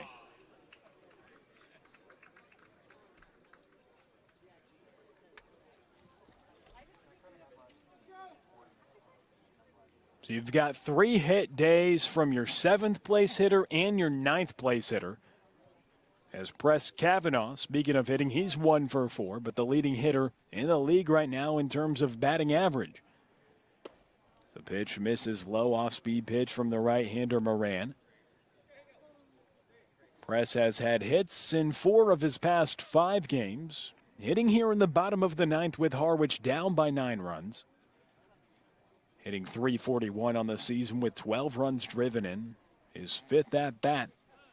And takes a strike, another off-speed pitch from the right-hander Joe Moran. New Red Sox making his first appearance tonight. From the NAIA ranks of Taylor University. YD in action at Bourne tomorrow. We'll be live on the broadcast with you at 5:50 and catch Brad Klein and Will Connerly on the pregame show around 5:55 to take on Bourne. Bourne, well, they've lost 3 games in a row, which is a rare occasion. The first time that the Braves have lost 3 games in a row, but really, these games really don't matter much for Bourne in terms of the bigger picture of the playoffs. However, a lot of these players, of course, they want to win. They want to win championships, but it also is a developmental league to showcase your skills to Major League Baseball scouts. And if everyone individually plays well and has that camaraderie to come together and play well, and you have success and you get to play more into the playoffs, it's a solid thing. But Bourne on a 3-game losing streak, so they will try to get off the schneid against YD tomorrow at Bourne, who does have 21 victories on the season, a league best, and they have clinched a playoff spot already. But now have lost 3 in a row. 2 balls, 2 strikes, though. Bottom of the 9th, a 10-1 lead for YD. As Moran comes set, delivers the pitch to Kavanaugh, misses outside. Now a full count. So Williams in center, Crew Robinson in right, and Caulfield in left. 3 players who did not start the game for YD. As Cody Huff moved to first for Cade Hunter to go catch, and Rivera went to third. Those are some of the substitutions for this inning. Pitch upstairs. Kavanaugh draws a free pass, and he gets aboard for the 2nd time today. And that brings up Tatum Levens.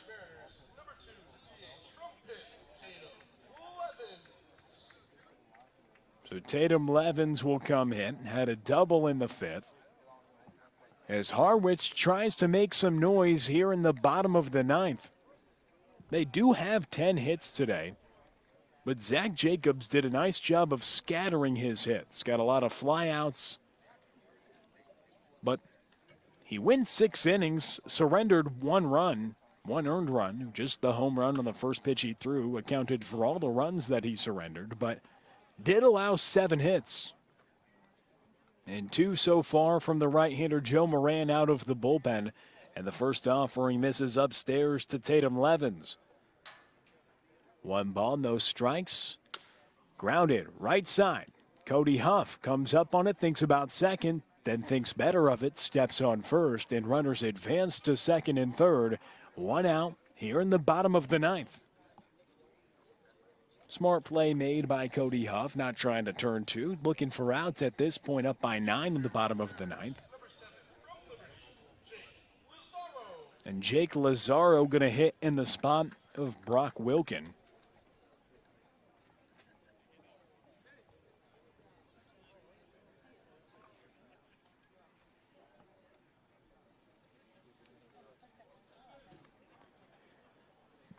As Moran comes set, delivers the pitch. First pitch gets up away from Cade Hunter, and he comes up on the near side of the fence. A 1 run comes across to score, and now it's a 10-2 ball game as the pitch was upstairs from Moran. It got behind Hunter, and it carried him to the backstop right in front of us. He gathered the baseball, but a run comes across to score. Lazaro, his first at-bat.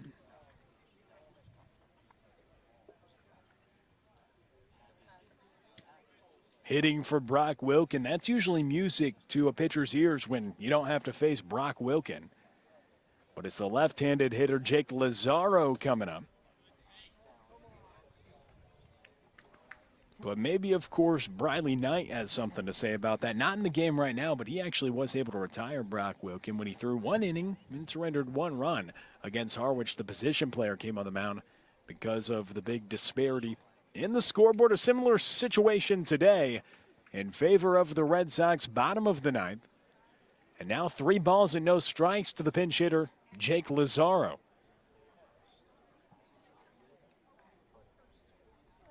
The 3-0 pitch taken for strike 1. So Preisner led off the frame with a single. It was his 3rd hit of the day. Then Press Kavanaugh reached on a free pass. Tatum Levens grounded out, and this ball smacked to center field. And Tyler Williams doesn't have to move much, catches it in center. But the runner of Press Kavanaugh tags and comes home to score. And now a 10-3 ball game in the bottom of the ninth, but there's 2 outs. So Harwich gathering a few tallies here in the bottom of the ninth. They hadn't scored since the first pitch that was thrown in the bottom of the second inning. However, 2 runs in the ninth, trailing by 7. YD up 10-3 right now, bottom of the ninth, and now looking for just 1 more out. Facing Dylan Phillips. First pitch misses inside on the fastball. 87 miles per hour from Joe Moran, the right-handed pitcher.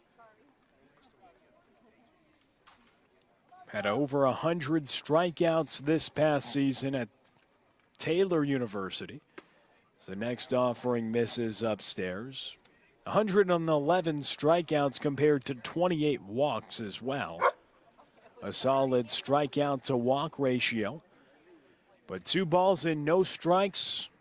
Here to Phillips, who's 0 for 4 today. Grounded right side and gathered by Cody Huff, the first baseman, in foul territory. But YD, you want your best players to produce in big spots, and that's what they've had today. Slots 1, 2, and 3 in the lineup. Well, they've accounted for 9 hits today. 2 from Wyatt Hoffman, 2 from Tanner Smith, 5 from Brooks Lee. And the Dominic Keegan, who hits right after Brooks Lee, had a 2-run home run as well. Ball grounded right side. This could be the ball game. Throw over to Moran, gets behind his glove, and comes back to the backstop. Hits over to the backstop, and the catcher, Cade Hunter, actually has to come and get it. So after it looked like it could be the ball game with the throw over to Moran, the pitcher covering, the throw gets behind him, and the ball comes toward us. Right in line with the third base bag on the right side of the fence here at White House Field. And it's Phillips who reaches on the air in the infield.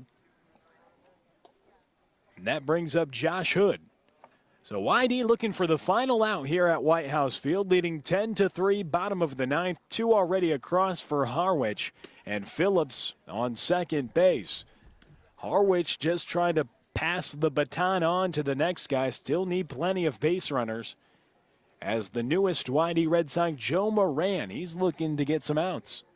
Just needs 1 to finish the ball game.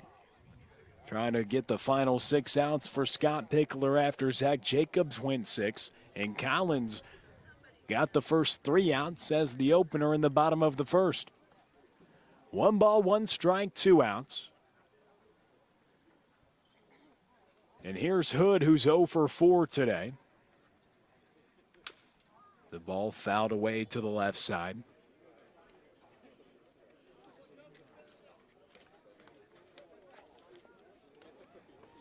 The only starters who didn't get hits for YD today, Chase Luttrell and Zach Liu. But Zach Liu did score 2 runs and reached twice on 2 walks, and Luttrell was eventually subbed out. As the lineup has produced in full force today, 14 hits and 10 runs scored. And now Joe Moran trying to get the final out. 2 balls and 2 strikes. Here to Josh Hood from UPenn. Hitting .368 with runners in scoring position. Had hits in 8 of his past 9 games. Broke that stretch after an 0 for 4 yesterday. And he's 0 for 4 right now. Pitch misses low. Cade Hunter gathers. Count runs full.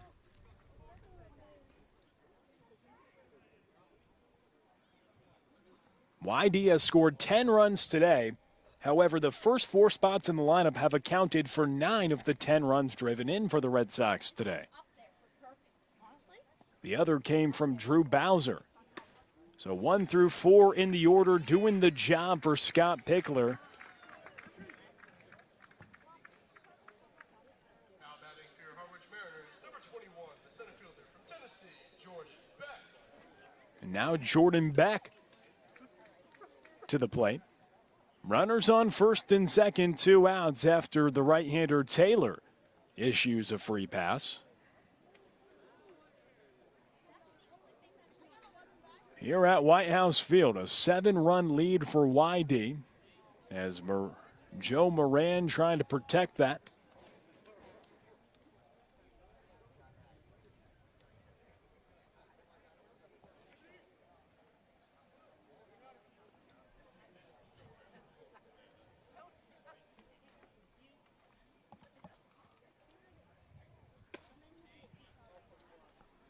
Two balls and no strikes. Runners on first and second as the right-hander out of Taylor.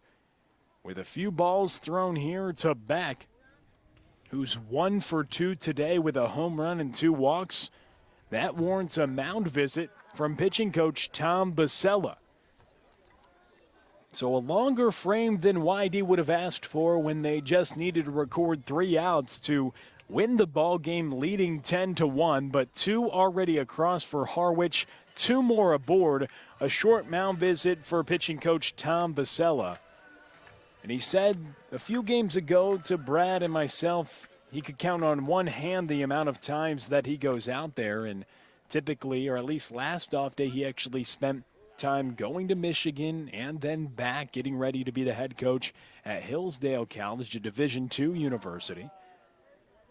A former Major League Baseball draft pick, big, tall pitcher. But after the mound visit, first pitch popped up right side in foul territory, and Cody Huff is able to catch it and get the job done for the Red Sox. So 2 come across for Harwich and the bottom of the 9th, but YD victorious in this ballgame at White House Field. They come on top by a final score of 10-3 behind a 14-hit performance and highlighted by Brooks Lee, who went 5 for 5, 1 through 4 in the lineup, account for 9 of the 10 runs driven in.